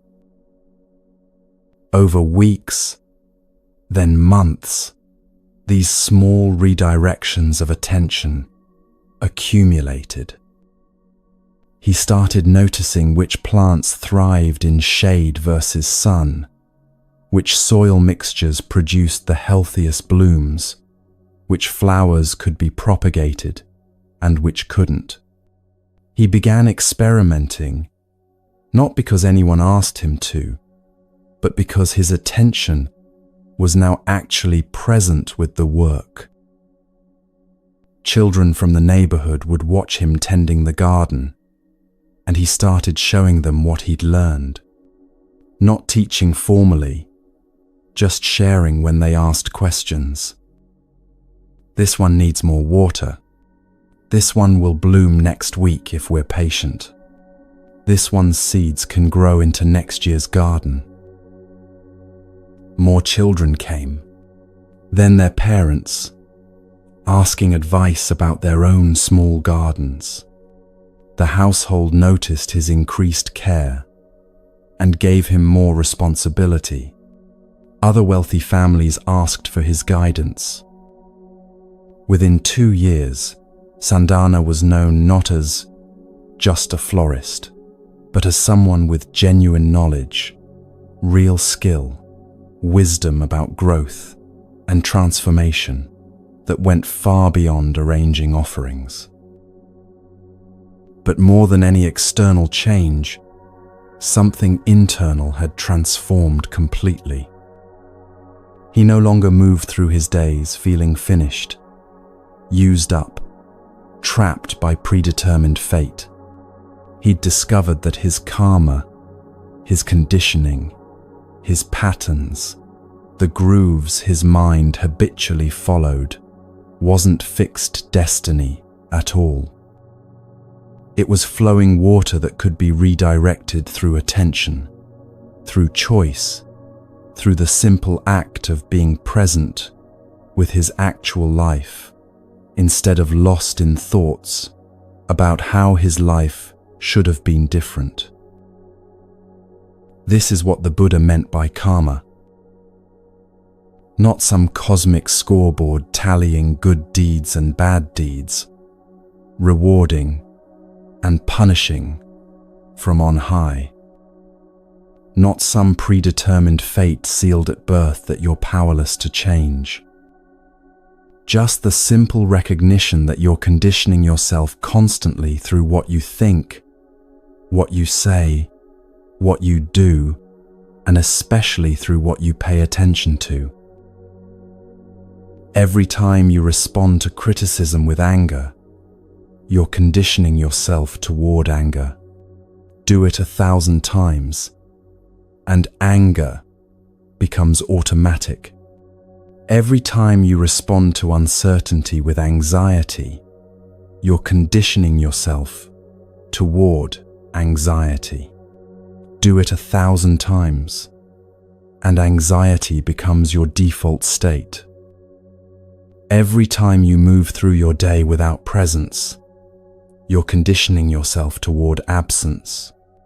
Do it for years, and you become like Sandhana was, alive but not living, going through motions without actually experiencing your own life. But the opposite is equally true. Every time you pause when anger arises and choose not to act on it, you're weakening that conditioning. Every time you notice anxiety and stay present, instead of spiraling into worst-case scenarios, you're creating new patterns. Every time you bring your full attention to this moment instead of half living through it while your mind is somewhere else, you're training yourself toward presence.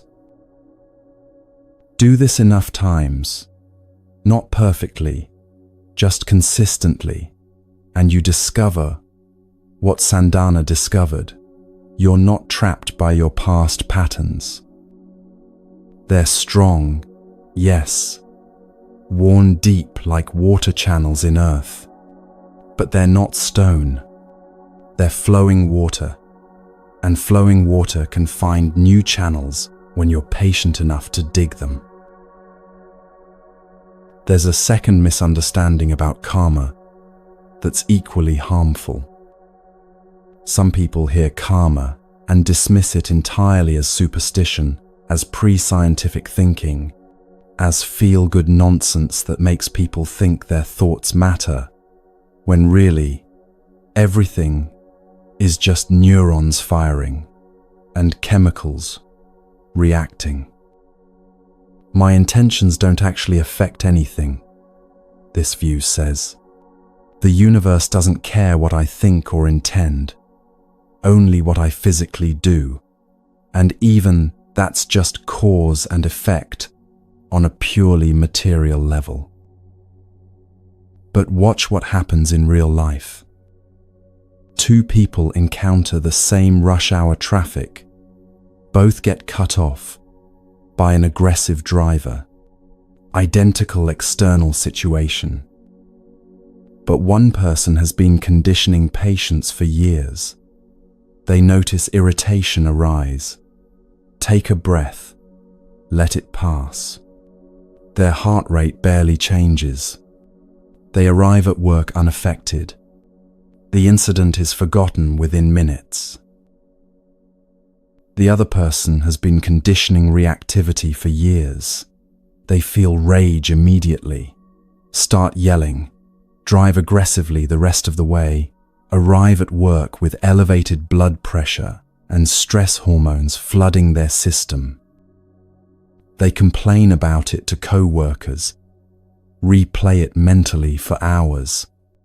It affects their mood all day, their interactions with others, even their sleep that night, as they lie awake, still fuming about that driver. Same situation, completely different lives. Not because the universe magically rewarded one and punished the other, but because their conditioning determined their response, and their response determined the actual effects in their body, their relationships, their state of mind. Karma isn't magic, it's psychology. It's the recognition that your mental patterns shape your responses shape your experiences reinforce your patterns, and this feedback loop creates your actual lived reality over time.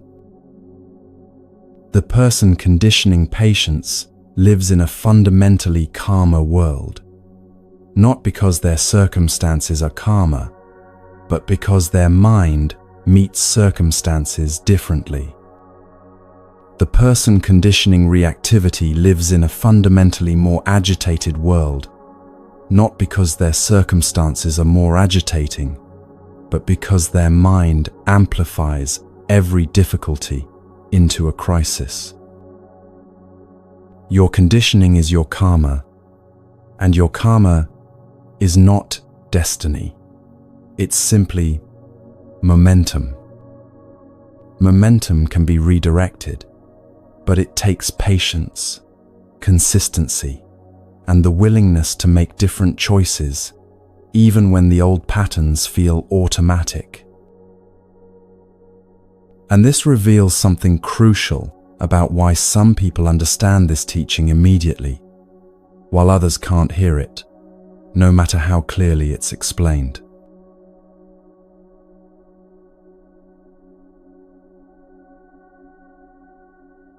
There's an old story about a king who wanted to understand something about truth and perception.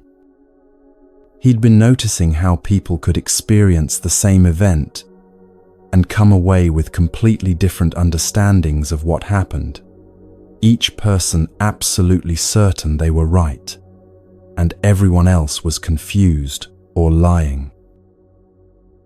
So he gathered a group of men who'd been blind since birth, men who'd never seen anything with their eyes, who knew the world only through touch and sound and smell. He brought them to the palace courtyard, where an elephant stood waiting, and he asked each man to approach the elephant and describe what they found. The first man walked forward carefully, hands outstretched, until his fingers met something solid and smooth and slightly curved. He ran his hands along the surface, feeling its shape, its cool temperature, the way it felt like polished stone but with some give to it. An elephant, he announced with certainty, is like a wall, flat, solid, immovable, clearly built for protection and strength. The second man approached from a different angle, and his hands found something completely different. Long, flexible, muscular, moving independently, able to grasp and release. He explored it thoroughly, feeling how it could coil and extend, how strong it was, despite its flexibility. "No," he said firmly, "an elephant is like a snake. Long, powerful, able to move and grip. Clearly, a creature of flexibility and reach." The third man's hands landed on something sharp and smooth and curved to a point. He traced its length carefully, feeling how solid it was, how it tapered to a dangerous tip, how it was clearly designed as a weapon. "You're both wrong," he declared. "An elephant is like a spear, hard, sharp, obviously meant for piercing and defense." The fourth man found something thin and flexible, almost rope-like, hanging and swaying. He tugged it gently, felt how it moved freely, how it seemed almost insignificant compared to what he'd expected. "None of you understand," he said with frustration. "An elephant is like a rope, thin, hanging, clearly used for tying or pulling things." The fifth man encountered something wide and flat and leathery, moving gently back and forth. He felt the texture, the way air moved when it moved, the size of it. "How can you all be so wrong?"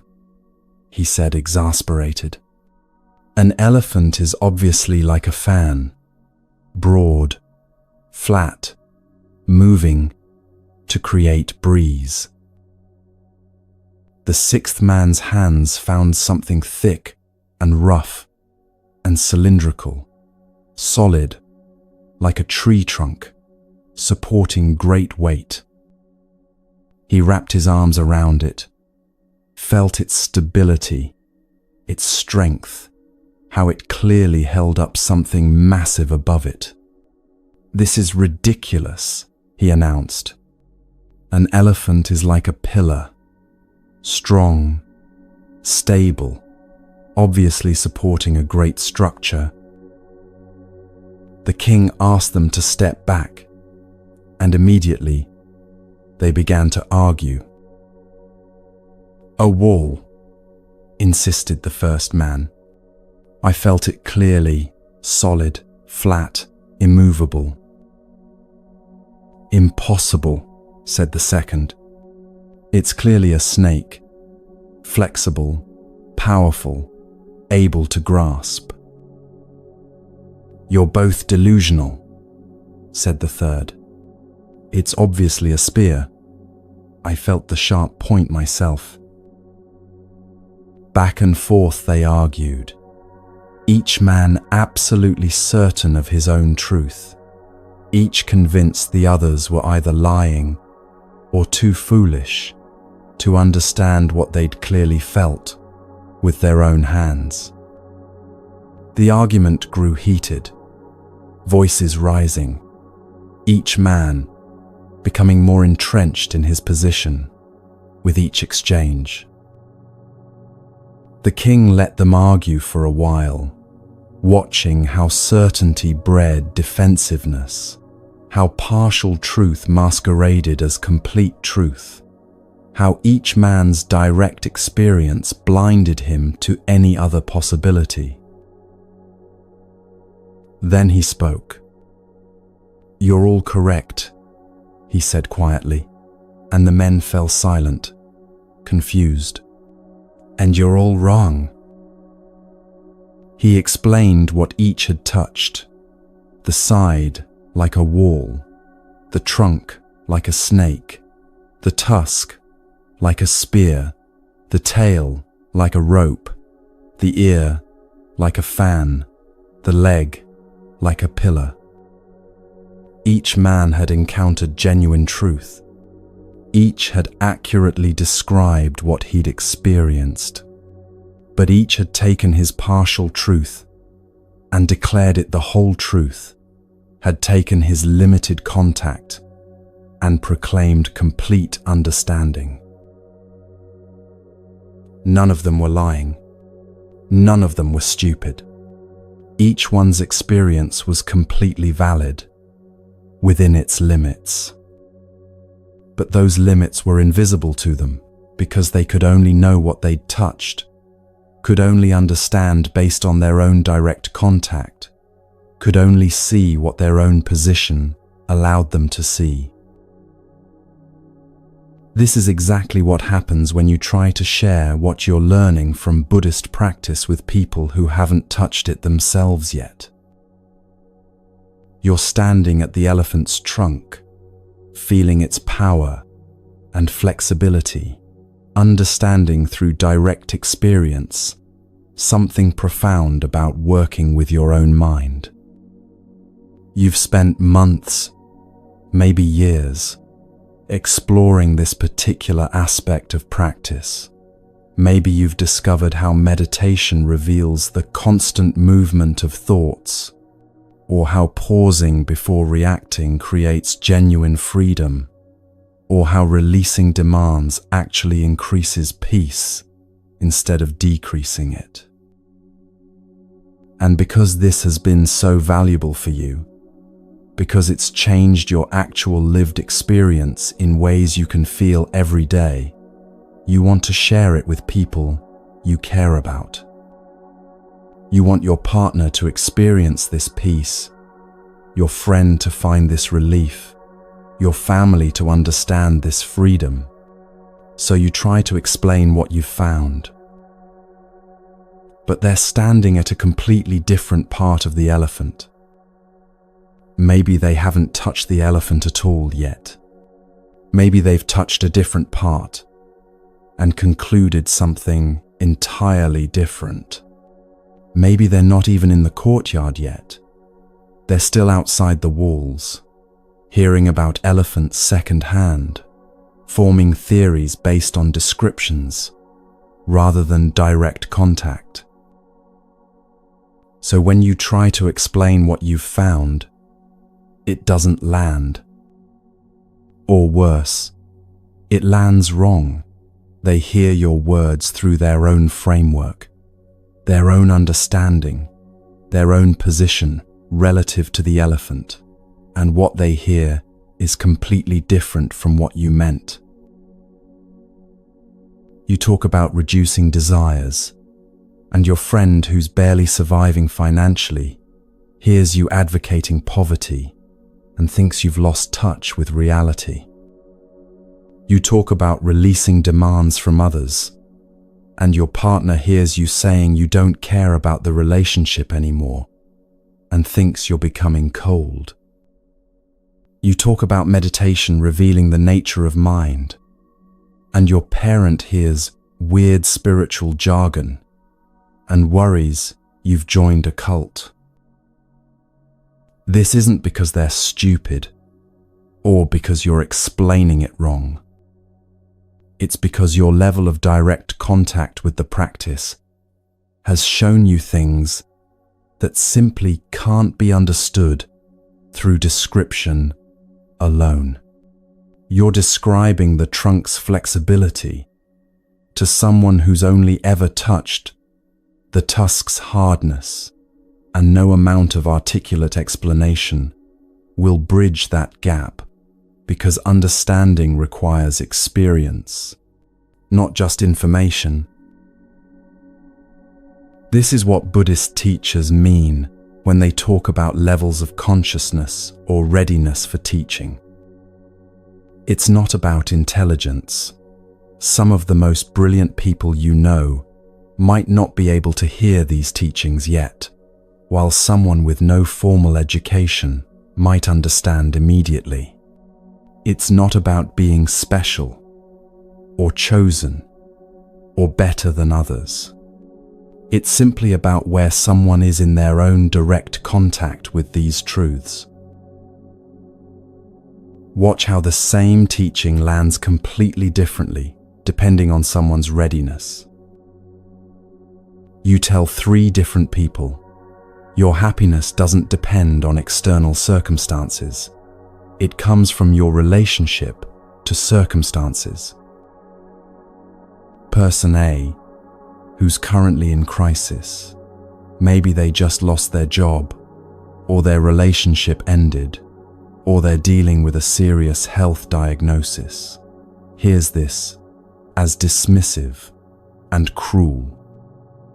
They're touching the elephant's tusk, sharp, painful reality, and your teaching about the trunk's flexibility sounds absurd, offensive, even. Person B, who's been comfortable but feeling vaguely unsatisfied, hears it as an interesting idea to consider. That makes sense intellectually, they might say, but it stays theoretical, something they agree with in principle, but don't actually apply because they haven't yet experienced enough disappointment with external solutions to be ready for internal ones. Person C, who's been working with their own mind through meditation or therapy or just life experience, hears it as confirmation of something they're discovering directly. Yes, they say immediately, sometimes with relief at finally hearing it articulated. They're ready because their own experience has already shown them hints of it. Same teaching, same words, 3 completely different receptions. Not because you explained it poorly or they understood it wrong, but because understanding depends on readiness, and readiness depends on your own direct contact with reality in ways that words alone can't convey. This is why you can't convince anyone of anything that matters. Conviction comes from direct experience, not from explanation. You can't convince someone meditation is valuable. They have to sit and discover what happens when they actually practice. You can't convince someone that releasing demands brings peace. They have to try it and feel the relief directly. And trying to convince them often makes things worse. When you try to convince your partner to meditate, they hear you saying they're not enough as they are, that they need to be fixed, that your practice is making you judge them. When you try to convince your friends that they're suffering unnecessarily, they hear you dismissing their real struggles, pretending to be enlightened, losing touch with normal human experience. When you try to convince your family that this Buddhist stuff is actually meaningful, they hear you rejecting your upbringing, getting weird, potentially heading toward instability. You're trying to explain the trunk to people touching the leg, and each attempt at explanation just makes them more certain you're confused, more defensive about what they know to be true, more worried about your increasing strangeness. So here's what actually works. Stop trying to convince anyone. Not because you don't care about them, but because care means meeting people where they actually are, instead of demanding they meet you where you are. Your practice is for you. The peace you're finding, the freedom you're developing, the clarity you're cultivating, that's yours. It doesn't require anyone else to validate it by understanding it or joining you in it. And actually, protecting your practice from premature sharing prevents all kinds of problems. When you keep quiet about what you're discovering, you don't have to defend insights that are still forming. You don't have to watch people you love misunderstand things that matter to you. You don't have to navigate the weird social dynamics that emerge when you start talking about consciousness and meditation while everyone else is talking about normal concerns. You don't have to manage others' worry that you're changing in ways that might leave them behind. You just practice quietly. You apply what you're learning. You let the changes show up in how you actually live, rather than in what you explain about how you're trying to live. And transformation speaks so much louder than words ever could. When your partner notices you're not getting as triggered by small things anymore, they don't need an explanation about meditation and reactivity. They just appreciate the change. When your friend sees you handling difficulty with more steadiness, they don't need a lecture about Buddhist teachings on suffering. They just notice you seem different, more grounded somehow. When your family observes you becoming more genuinely present with them, they don't need to understand your practice. They just enjoy the quality of connection. Your actual transformation is the teaching. How you show up, how you respond, how you remain steady when things get difficult. That communicates infinitely more than any explanation ever could. And if people get curious, if they notice something different about you and ask what's changed, then you have an opening to share. but only as much as they're actually ready to hear. You can mention meditation without preaching about its benefits. You can talk about what you're learning without insisting they should learn it too. But most of the time, just practice quietly and let your life be the evidence that something valuable is happening, without needing anyone to understand what that something is or join you in discovering it. Be very careful what you share and with whom. Not because practice is secret or exclusive, but because sharing prematurely invites misunderstanding, triggers defensiveness, and often damages both the teaching and your relationships. Some pearls simply can't be appreciated until someone's ready to see them as pearls, rather than just strange, shiny rocks. This isn't spiritual elitism. It's simple recognition that the blind man at the tusk cannot understand what you're describing about the trunk until he walks around the elephant and touches it himself. No amount of explanation bridges that gap. Only his own movement, his own curiosity, his own willingness to explore can reveal what you're talking about. So don't waste your energy trying to convince him the elephant is flexible when all he's ever felt is hardness. Just let him discover in his own time what the elephant actually is. And trust that if this practice is genuinely transforming you, people will notice the transformation itself long before they understand the practice that created it.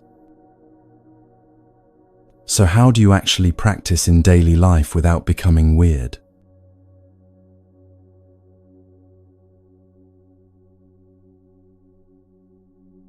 Start paying attention to the word need in your own thinking.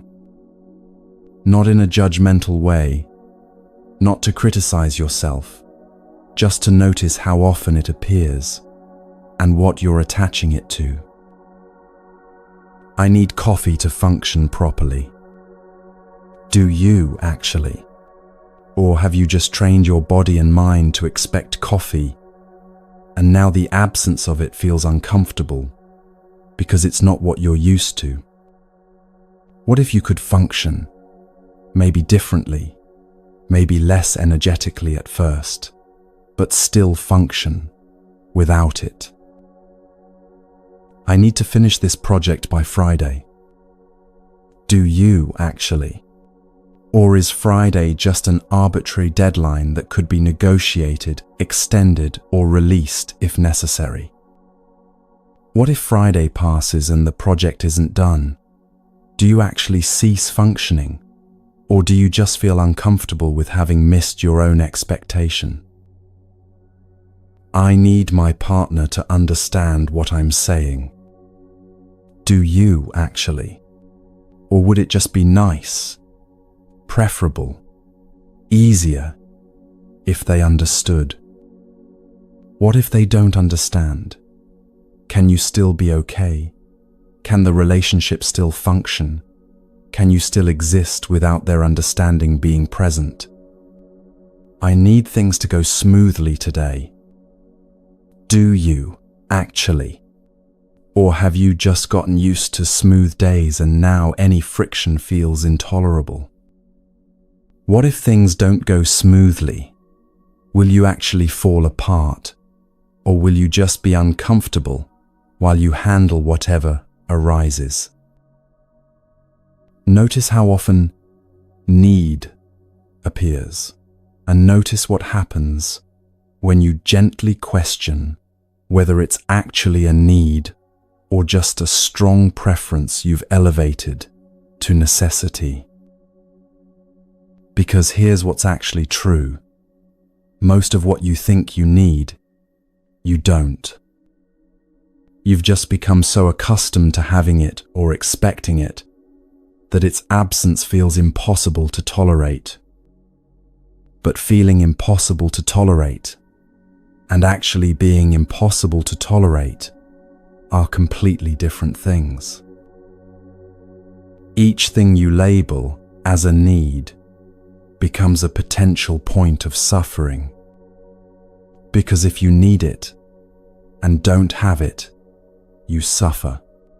If you need it and might lose it, you suffer from fear of loss.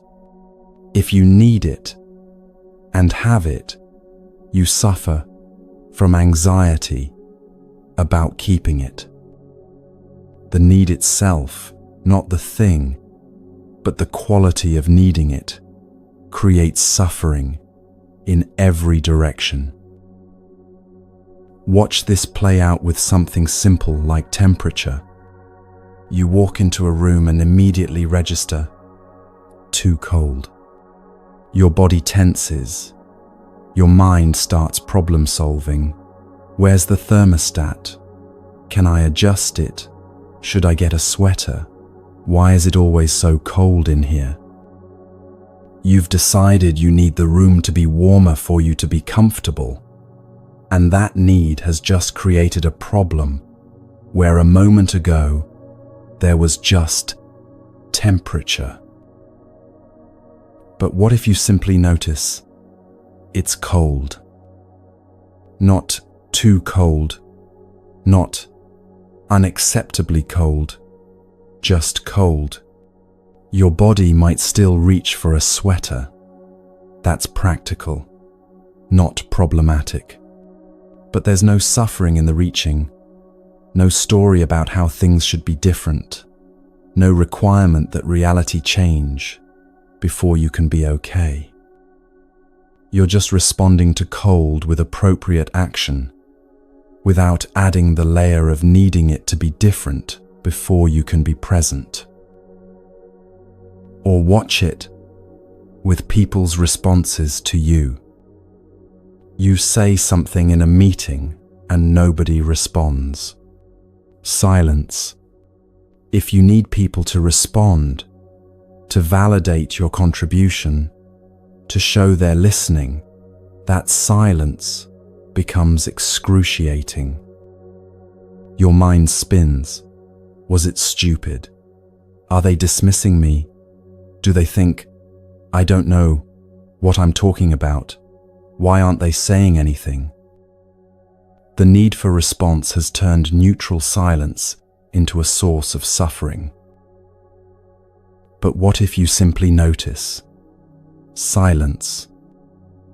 You said something, people are quiet, and you don't need that silence to mean anything particular about you or your contribution. Maybe they're thinking, maybe they didn't hear, maybe they have nothing to add, maybe they disagree but don't want to argue. You genuinely don't know what the silence means, and you don't need to know, and you don't need it to be different. You're just present with silence without requiring response. This is what gently reducing dependencies looks like.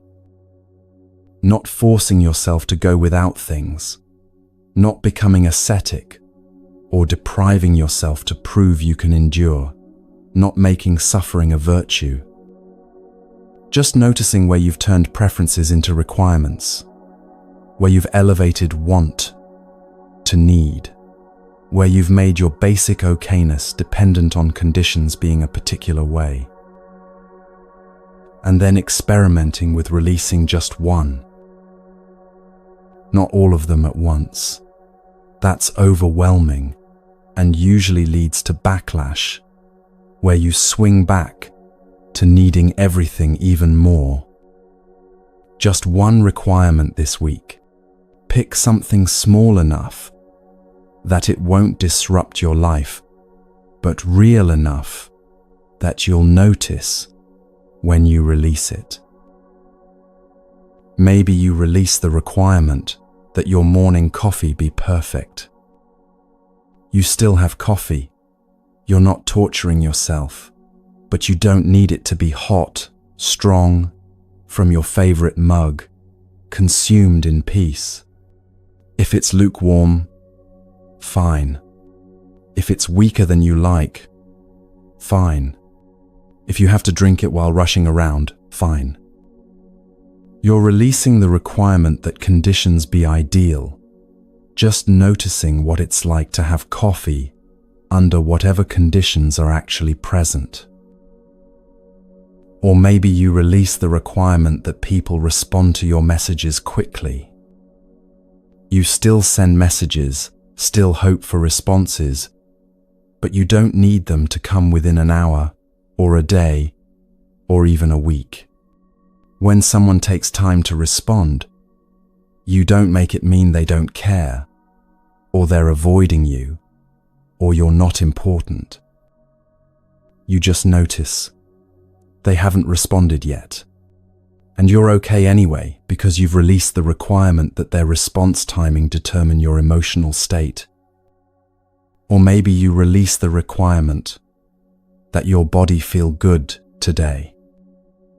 You still take care of it, still rest when tired, still eat when hungry, but you don't need to feel energetic, pain-free, comfortable in every moment.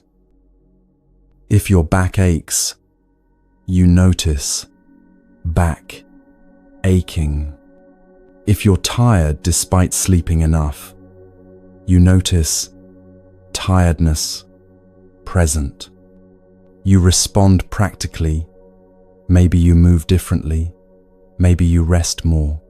But you don't add the suffering of needing your body to feel different than it actually feels right now. Pick one requirement. Release it for a week. Not forever. Not as some grand spiritual commitment, just as an experiment in noticing what happens when you stop making one particular thing mandatory for your okayness. What you'll probably discover is surprising. You're fine without it. Not fine in the sense of loving the situation, or preferring it, or wanting it to continue, but fine in the sense that your fundamental being continues. Your basic okayness remains intact. You're still here and still functioning, despite the condition not being met. And that discovery is freedom, because each requirement you release is one less thing that can cause you to suffer, one less condition that needs to be met for you to be okay, one less dependency making you vulnerable to circumstances beyond your control. There's a story from the Buddhist texts about a monk named Bakula that shows where this principle leads when you follow it all the way.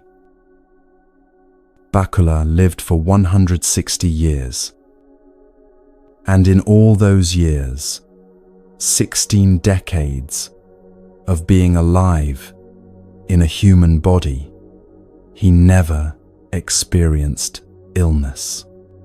Not once. Never felt pain significant enough to require medicine. Never had a headache. Never had digestive problems. Never experienced the aches and ailments that most people consider normal parts of having a body.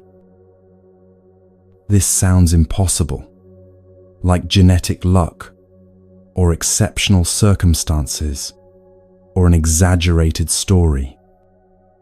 But the Buddhist texts are clear about why Bakula enjoyed such perfect health. It wasn't genetics or circumstances. It was the result of 80 years of contentment practice. For 80 years, Bakula practiced needing nothing from his experience. Hot, cold, hungry, full, comfortable, uncomfortable, praised, blamed, succeeding, failing. None of it needed to be different than it was for him to be fundamentally okay. He wasn't trying to achieve perfect health. He wasn't practicing contentment in order to get something. He was simply releasing his requirements, one after another, until there was almost nothing he needed reality to provide for him to be at peace. And something remarkable happened in his body as a result. When you need so little, when your nervous system isn't constantly activated by requirements not being met, when you're not generating stress about conditions needing to be different, your body settles into a profound baseline calm. That calm, maintained over decades, apparently allowed Bakula's body to function with such ease that illness never arose. He wasn't superhuman. He wasn't special. He was just someone who'd released so many requirements that his system could finally rest. And in that rest, health maintained itself effortlessly in ways that seem miraculous to those of us who are constantly churning with needs and demands and conditions that must be met. Now, you're probably not going to live 160 years without illness just from releasing your requirement for perfect coffee. That's not the point of the story. The point is to show you the direction this practice moves, toward more ease, more freedom, more capacity to be okay regardless of circumstances. Bakula represents what becomes possible when you follow this principle all the way. You're just taking the first steps in that direction by noticing and releasing one requirement at a time.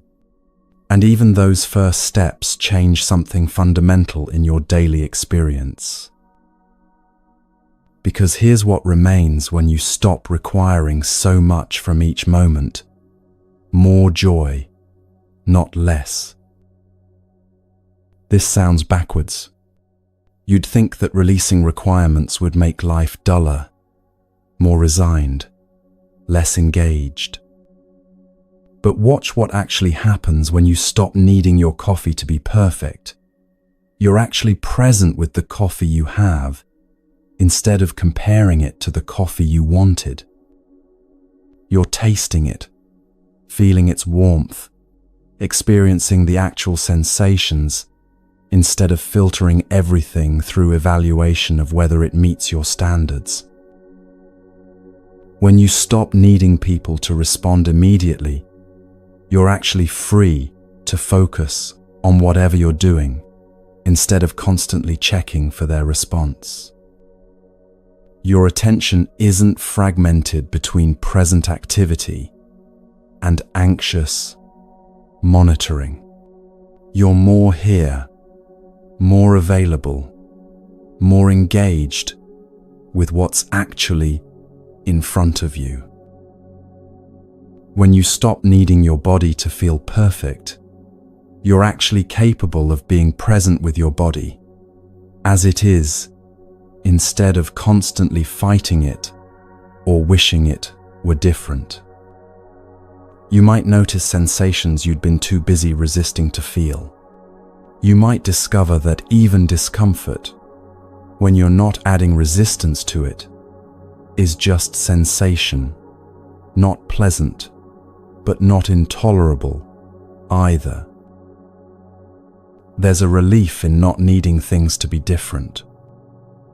Like you've been carrying tension you didn't know you were carrying, and suddenly, someone helps you set it down.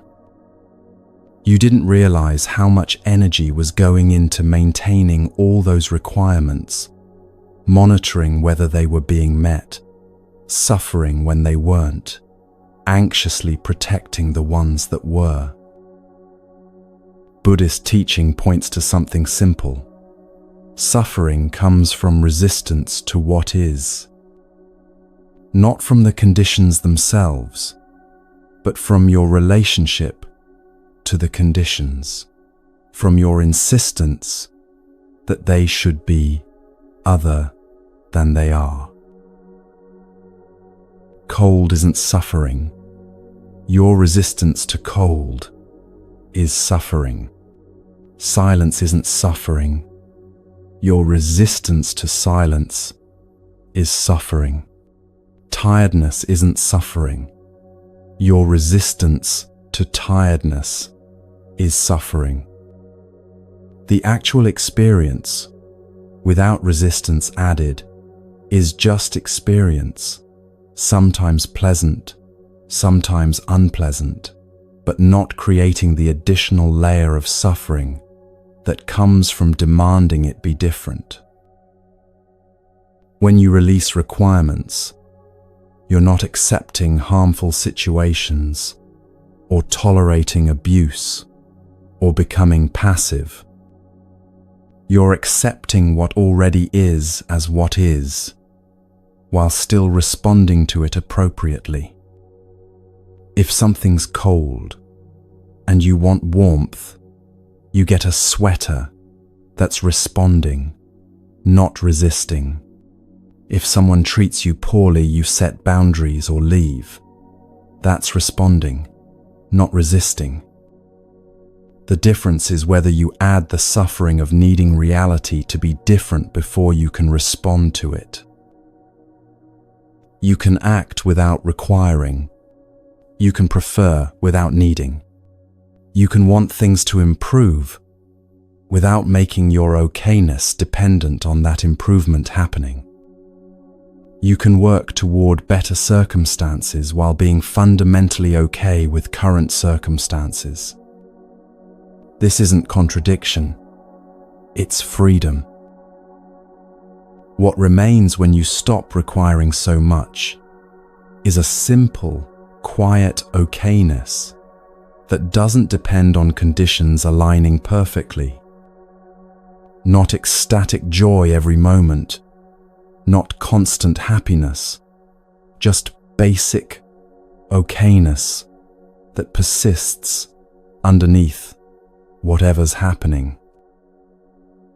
Like Bakula spending 160 years being fundamentally okay regardless of what arose. Not because he forced himself to be okay, not because he pretended difficulties weren't difficult, but because he'd released so many requirements that there was almost nothing reality could present that would disrupt his basic peace. You're not Bakula. You're just someone practicing with one requirement this week, seeing what happens when you release it, discovering whether you can function and even thrive without that particular condition being met. And maybe next week, you release another one, and another the week after that, not as a grim project of self-deprivation, but as a gentle discovery of what you actually need versus what you've just become accustomed to needing. Each release is more freedom. Each reduction in requirements is more peace. Each acceptance of what is without needing it different is more okayness available regardless of how conditions unfold. But what about when life really does fall apart? When something genuinely terrible happens?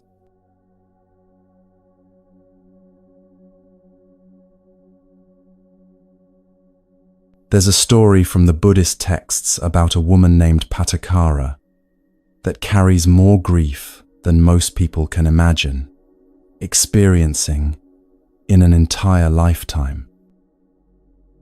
Patakara had been born into a wealthy family, but she'd fallen in love with a servant in her household, someone her parents would never approve of, someone far below her social status. So she ran away with him gave up her comfortable life, and built something simple together, far from her family's disapproval. She became pregnant, and as the pregnancy advanced, she felt increasingly afraid. She wanted to be near her mother for the birth, wanted the safety of her childhood home, wanted to mend the relationship she'd broken when she'd left. She asked her husband if they could return, just for the birth, just to reconnect with her family. He kept refusing, worried about how they'd be received, not wanting to face her family's judgment. But as labor began, as the contractions started, Patakara knew she couldn't wait any longer. She started walking toward her parents' home alone, her husband following reluctantly behind her. Labor progressed faster than either of them expected. They didn't make it to her parents' home. She gave birth on the roadside, her husband helping as best he could, both of them terrified, both doing what needed to be done. They decided to turn back to their own home. The baby was here now. The journey had become too dangerous. Patakara recovered enough to try again a few years later, when she became pregnant with their second child. Same longing to reconnect with family, same hope that maybe enough time had passed, that her parents would forgive and welcome them. This time her husband agreed to go with her. They had one child already, another on the way. Maybe that would soften her parents' hearts. They began the journey, their young son walking between them. Midway there, a storm hit. Not just rain, but a violent storm, the kind that turns roads to rivers and makes shelter essential. Her husband left her and their son under a makeshift shelter while he went to find materials to build something more substantial. He didn't come back. Patakara waited as the storm raged, her son huddled against her, her pregnant body trying to protect them both from the wind and rain. She waited through the night, through the next morning, waited until waiting became its own kind of knowing. Finally, she left the shelter, holding her son's hand, searching for her husband. She found him not far away, struck by lightning, his body already cold. She didn't have time to grieve. She had a living son to protect, and labor pains were beginning again. She gave birth there, beside her dead husband, in the aftermath of the storm, completely alone with 2 children now, and no idea what to do next, except keep moving toward her parents' home. She walked carrying her newborn, her older son walking beside her, both of them exhausted, both of them traumatized, until they came to a river, swollen from the storm. The current was strong, the water high, and she knew she couldn't carry both children across safely at once. She left her older son on the bank, carried the newborn across first, laid the infant safely on the far side, and turned back to get her older son. From the middle of the river, she saw it happen. A hawk circling overhead, diving down toward her newborn, lying alone on the bank. She screamed, trying to scare it away, waving her arms frantically. Her older son, hearing her screaming, thinking she was calling him, stepped into the river to come to her. The current took him immediately. She watched him swept away, his small body pulled under, gone before she could reach him. She made it to the far bank just in time to see the hawk flying away with her newborn. Both children gone, both children dead, her husband dead. Everything, everyone she loved, gone in less than 2 days. She kept walking. What else could she do? She kept moving toward her parents' home, empty-armed now, empty-hearted, moving, because moving was the only thing her body knew how to do when her mind couldn't comprehend what had just happened. When she finally reached her parents' village, she asked someone about her family. The person looked at her with pity and said, "You don't know? Last night's storm collapsed their house. Your parents died. Your brother died. They're burning the bodies now. You can see the smoke from here." Patakara broke. She went mad with grief, wandering the streets, tearing off her clothes, not knowing who she was anymore, or where she was, or what anything meant when everyone she'd ever loved was dead, all of them dead, all in the space of 2 days. People avoided her, thinking her possessed or dangerous, this wild woman raving about loss, too great to be believed. She wandered for days, maybe weeks, completely lost in grief that had no bottom, no edges, no end. Until she happened to wander near a place where the Buddha was teaching. The Buddha saw her approaching, saw her state, and did something unexpected. Instead of turning away like everyone else had, he spoke directly to her. "Sister, regain your mindfulness." Something in his voice reached through the fog of her grief. She stopped, looked at him, and suddenly became aware of herself, naked, raving, covered in dirt, completely undone. Someone gave her a robe, and she sat down, sobbing, the full weight of her losses hitting her now that she was conscious again. She told him everything. Husband, children, parents, brother, all gone, all dead, all lost in 2 days of horror that seemed designed specifically to destroy her. "How can I bear this?" she asked through her tears. "How can anyone bear this?" The Buddha didn't offer comfort in the way people usually do. He didn't say everything happens for a reason, or they're in a better place, or any of the things people say when they don't know what to say.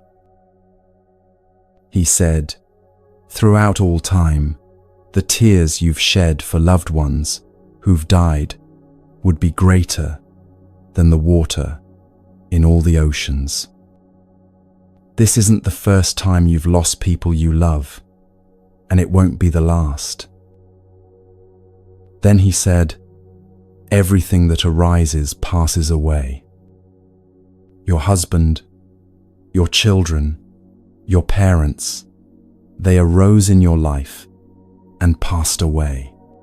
Your grief arose, and it too will pass. This is the nature of all conditioned things." He wasn't minimizing her loss. He wasn't telling her not to grieve. He was showing her that her grief overwhelming as it was, would eventually pass, not because she forced it to, but because that's what all experiences do. Patakara began to practice. Not to escape her grief, not to bypass her pain, but to be present with it, without being destroyed by it. She sat with her losses, let herself feel the full weight of what had happened. But she also started noticing that grief moved in waves. It arose, peaked, subsided, arose again. It wasn't one solid, immovable thing, and she could be present with it without being consumed by it. Over time, Patakara achieved what the Buddhist texts call enlightenment. Not because she stopped feeling pain, but because she'd discovered something unshakable underneath all the pain, a capacity to be present with whatever arose without being destroyed by it. She became a teacher herself, particularly for women who'd experienced loss. She could sit with their grief without trying to fix it, because she knew from direct experience that the deepest pain doesn't destroy you if you can stay present with it instead of being swept away by it. This is what Buddhist practice is actually for. Not for making your life comfortable or ensuring nothing bad happens. It's for building something in you that can't be shaken even when everything else is shaking, even when your entire life falls apart, even when you face losses that seem unbearable.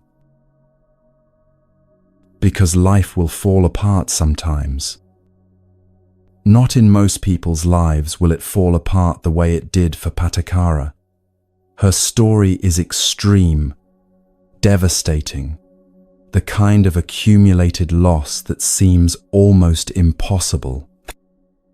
But everyone faces their own version of things crumbling.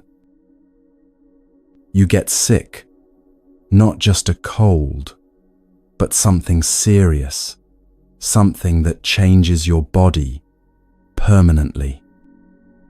Your relationship ends in betrayal or bitterness, or simply the slow death of connection that leaves you more alone than you ever expected to be. Someone you love dies, and the hole they leave is so big, you can't imagine how you'll ever live around it. The economy collapses, and the security you built over decades disappears. Your career dead ends or becomes obsolete, and you have to start over when starting over feels impossible. Your body ages in ways that frighten you, losing strength and sharpness and the easy functioning you took for granted. Your dreams for your life become clearly unreachable, and you have to grieve who you thought you'd become. The practice isn't about preventing these things. It can't. It's about whether you can maintain some core of stability when everything else is chaos, whether you can still choose your response when circumstances are overwhelming. This isn't about pretending it doesn't hurt. Patakara's grief was real, devastating, appropriate to what she'd lost. The practice didn't make her stop feeling it. It gave her a way to be with it that didn't add additional layers of suffering on top of unavoidable pain. Can you feel devastating loss without also demanding that reality be different? Can you experience physical pain without adding the suffering of resenting your body for hurting? Can you watch your dreams die without adding the suffering of believing you're a failure? Can you face genuine catastrophe while still maintaining some capacity to respond rather than just react? That's what the practice builds toward. Not immunity from difficulty, but a capacity to be present with difficulty without being destroyed by it. Think of a tree in a storm. The tree with shallow roots gets torn up, thrown down, destroyed by winds. It has no way to withstand. But the tree with deep roots bends in the storm, sometimes dramatically, sometimes frighteningly far, but it doesn't break. The roots hold it steady, even while everything above ground is being whipped around by forces beyond its control.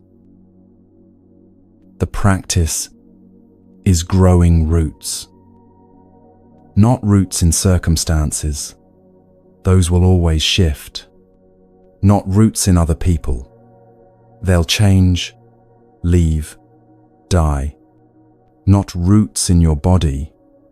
It will age, sicken, fail, eventually.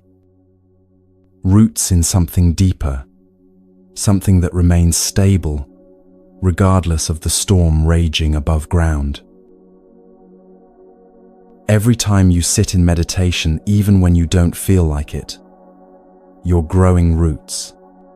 Every time you stay present with discomfort, instead of immediately escaping it, you're growing roots. Every time you release a demand that reality be different, you're growing roots. Every time you choose response over reaction, you're growing roots. Small moments, repeated consistently, building something that won't be visible until the storm comes, and you discover you can bend without breaking. This isn't about becoming numb or detached or pretending you don't care. Patakara cared deeply. The depth of her grief proved how much she'd loved.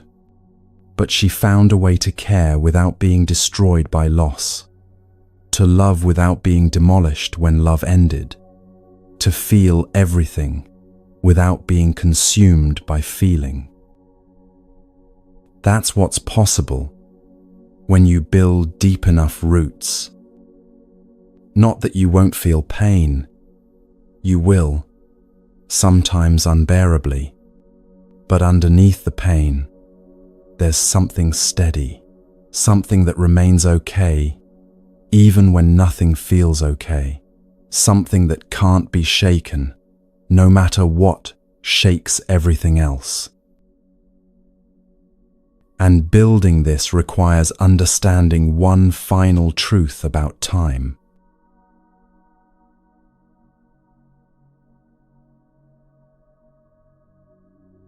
Everything you're experiencing right now will end. The discomfort you're feeling, it will end. The joy you're experiencing, it will end. The relationship you're in, it will end, either through change or through death. The body you're inhabiting, it will end. The thoughts moving through your mind right now, they're already ending, already being replaced by new thoughts, which will also end. Everything composed will eventually come apart. Everything built will eventually crumble. Everything that arises will eventually pass away. This is not pessimism or depression. This is just what happens to everything that exists in time. And somehow, understanding this deeply is one of the most liberating truths you can realize. Most people hear about impermanence and immediately feel depressed by it. You're telling me nothing lasts? Everything I love will end. Everything I build will be destroyed? How is that supposed to help?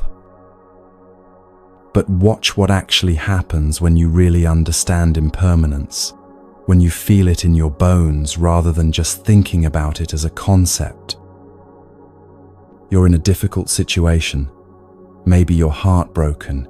Maybe you're struggling financially. Maybe you're dealing with physical pain that seems endless. The suffering feels permanent, like this is just your life now, like there's no end in sight. But impermanence means this won't last.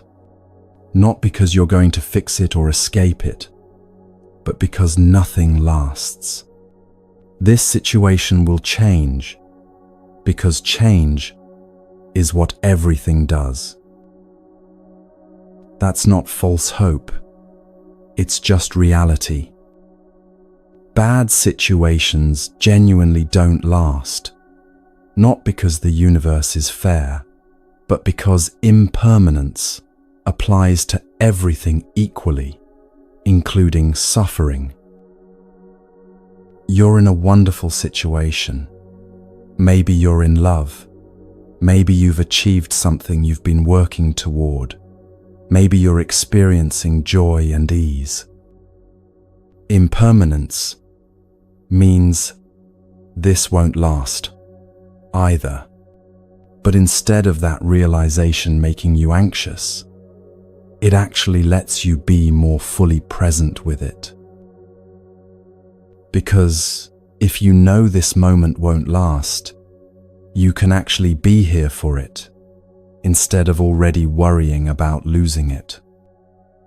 You can enjoy it completely without needing to make it permanent, can appreciate it fully without grasping it desperately.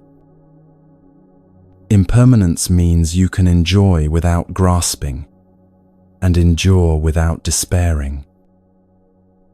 When something good is happening, you don't need to clutch it, trying to make it stay.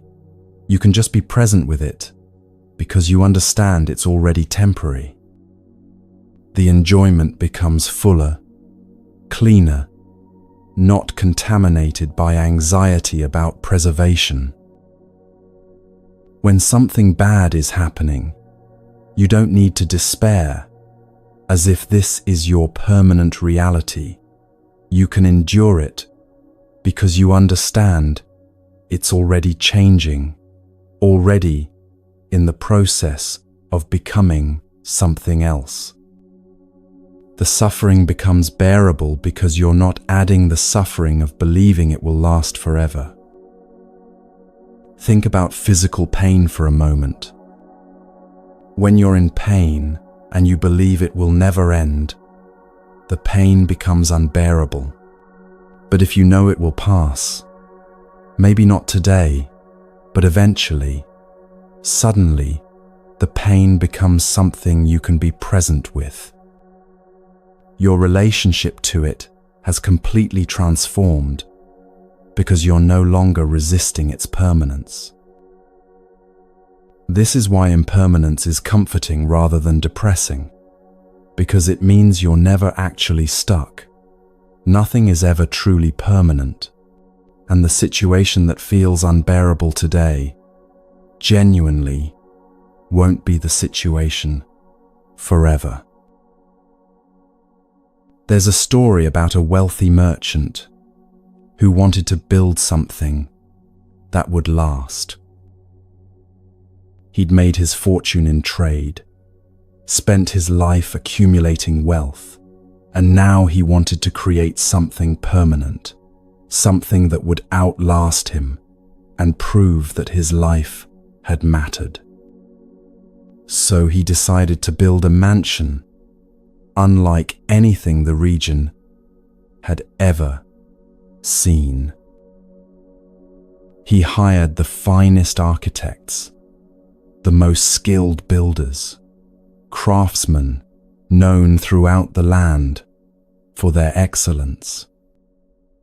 And he insisted on one thing: everything had to be made of teak. Teak was the most durable wood available, dense, resistant to rot, impervious to termites, able to withstand decades of weather without deteriorating. If he built everything from teak, the merchant reasoned, his mansion would stand for centuries, maybe millennia. It would be his legacy, his monument, his proof that something could be built to last forever. The construction took years. Enormous teak beams for the frame, teak planks for the floors, teak panels for the walls, teak tiles for the roof. Every door, every window frame, every railing and staircase and piece of furniture, all teak. The cost was staggering, but the merchant didn't care. He was building permanence. When it was finally complete, the mansion was magnificent. 3 stories of flawless craftsmanship, every surface gleaming with the rich color of aged teak, every joint fitted so perfectly you couldn't slide paper between them. People came from distant cities just to see it, to stand in its grand entrance hall and marvel at what could be built when cost was no concern and perfection was the only standard. The merchant walked through his completed mansion with deep satisfaction. He ran his hands along the teak walls, felt their solidity, their weight, their permanence. "This will last forever," he said to himself. "Long after I'm gone, this will stand, and people will remember that I built something that could not be destroyed." He lived in his mansion for 20 years. 20 years of maintaining it, polishing it, repairing any tiny flaw that appeared. He was vigilant, protective, determined that nothing would damage his creation. But in the 21st year, he noticed something. A slight discoloration on one of the beams in the main hall. He examined it closely and felt his chest tighten. Tiny holes, barely visible, the telltale sign of powder post beetles that had somehow found a way in, despite teak's famous resistance. He hired specialists immediately, had the beam treated, reinforced, protected. But the next year, he found more beetles in a different part of the structure. Then weather damage on the roof, where decades of sun and rain had finally begun to degrade even teak's resilience. Then foundation, settling that created tiny cracks in walls he'd believed were impervious to time. Each new sign of deterioration disturbed him more deeply than the last.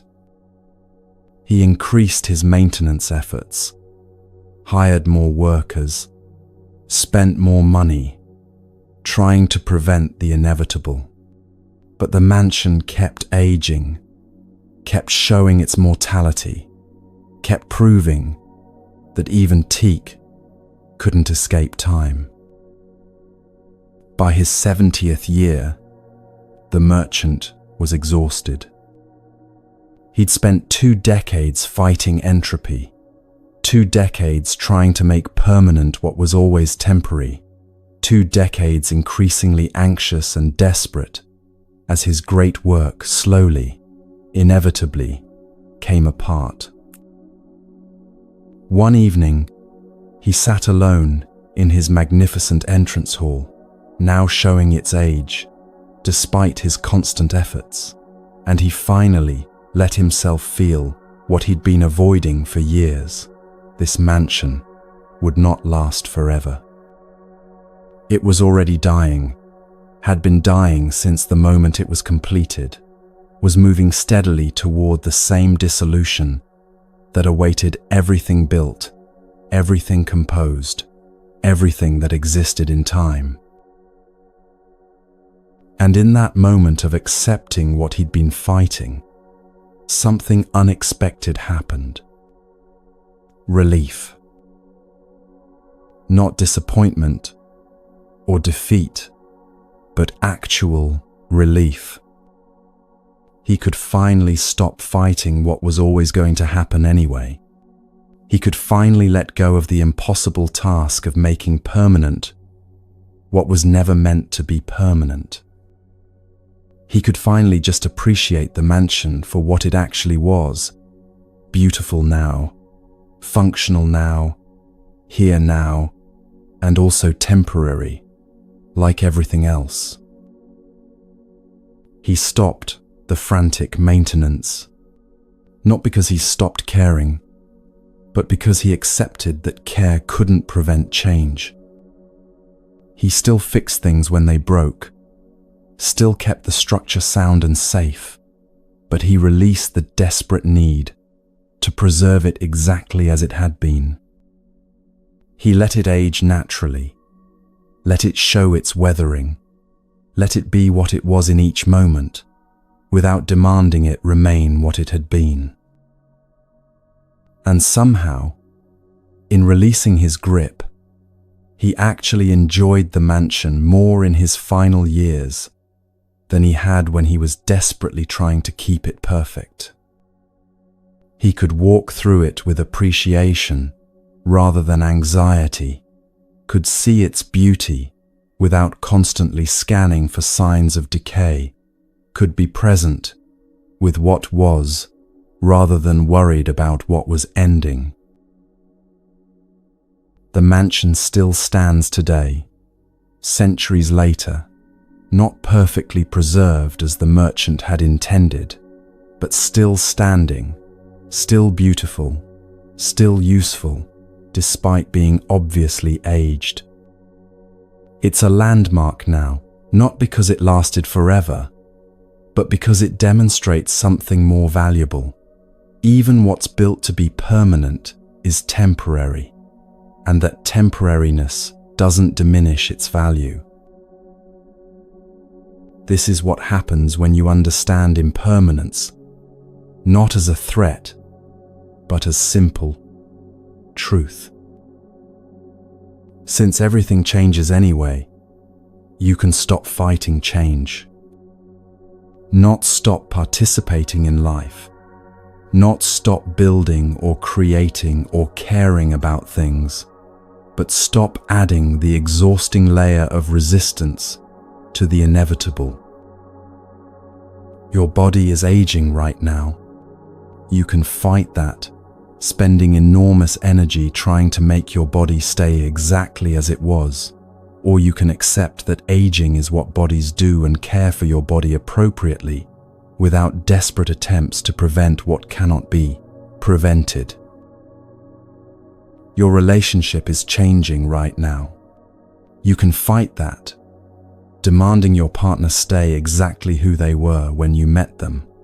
Or you can accept that people grow and change and be present with the relationship as it actually is today, rather than mourning how it used to be. Your circumstances are shifting right now. You can fight that, clinging desperately to circumstances you enjoy or resisting bitterly circumstances you don't. Or you can flow with change instead of against it, responding to what's actually present. Think of being in a river. You can fight the current, exhaust yourself swimming upstream, spend all your energy trying to stay exactly where you were. Or you can swim with the current, working with the flow rather than against it, moving in the direction everything's moving anyway, but with some agency about how you navigate that movement. This doesn't mean passive acceptance of everything. You still choose your responses, still act according to your values, still work to improve situations that can be improved. But you do all of that while understanding that everything is already in motion, already changing, already moving toward different forms, regardless of how tightly you try to hold things in place. Notice what's already changing right now in your direct experience. Your breath. Every breath arises, exists for a moment, and passes away. Your thoughts, each one appears, hangs in awareness briefly, and disappears to be replaced by another. Sensations in your body. That itch comes and goes. That ache shifts and changes. That feeling of warmth or coolness fluctuates constantly. Everything in your immediate experience is already in constant motion, already demonstrating impermanence directly. When you really see this, not think about it, but actually see it happening moment by moment, you start to trust the motion. You trust that this difficult moment will pass because you see everything passing. You trust that you can let go of this good moment without losing everything because you see that holding on was never an option anyway. You trust that you can be present with whatever's here because what's here is always temporary, always already changing into something else. This is the comforting truth of impermanence. You're never stuck. Whatever is happening right now is already becoming something different. Everything is fluid, everything is temporary, and that temporariness means you're never trapped in any particular state, no matter how permanent it feels. And when you understand this in your bones, when you feel it directly, rather than just thinking about it, something shifts in how you meet each moment. You can be here more fully because you're not trying to make here last forever. You can feel what you're feeling more completely because you know feelings are temporary. You can experience both joy and pain without adding the suffering of trying to make one stay and the other leave. Everything changes, including this moment, including your suffering, including your joy. It's all already moving, already temporary, already in the process of becoming something else. And somehow, that's not depressing. It's deeply liberating.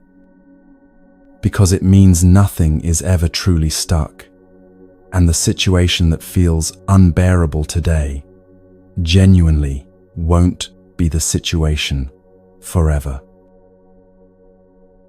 So what does all this actually build?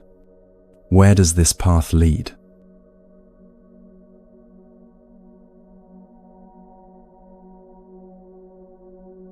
Everything you've been hearing points to one thing. Not happiness that requires perfect circumstances. Not peace that depends on everything going your way. Not well-being that only exists when conditions align. But peace that remains regardless of circumstances. Happiness that doesn't require specific conditions to be met. Well-being that's available, whether your life is going smoothly or falling apart. This isn't because you stop caring about circumstances or become numb to difficulty. It's because you've found something stable underneath all the changing conditions, a fundamental okayness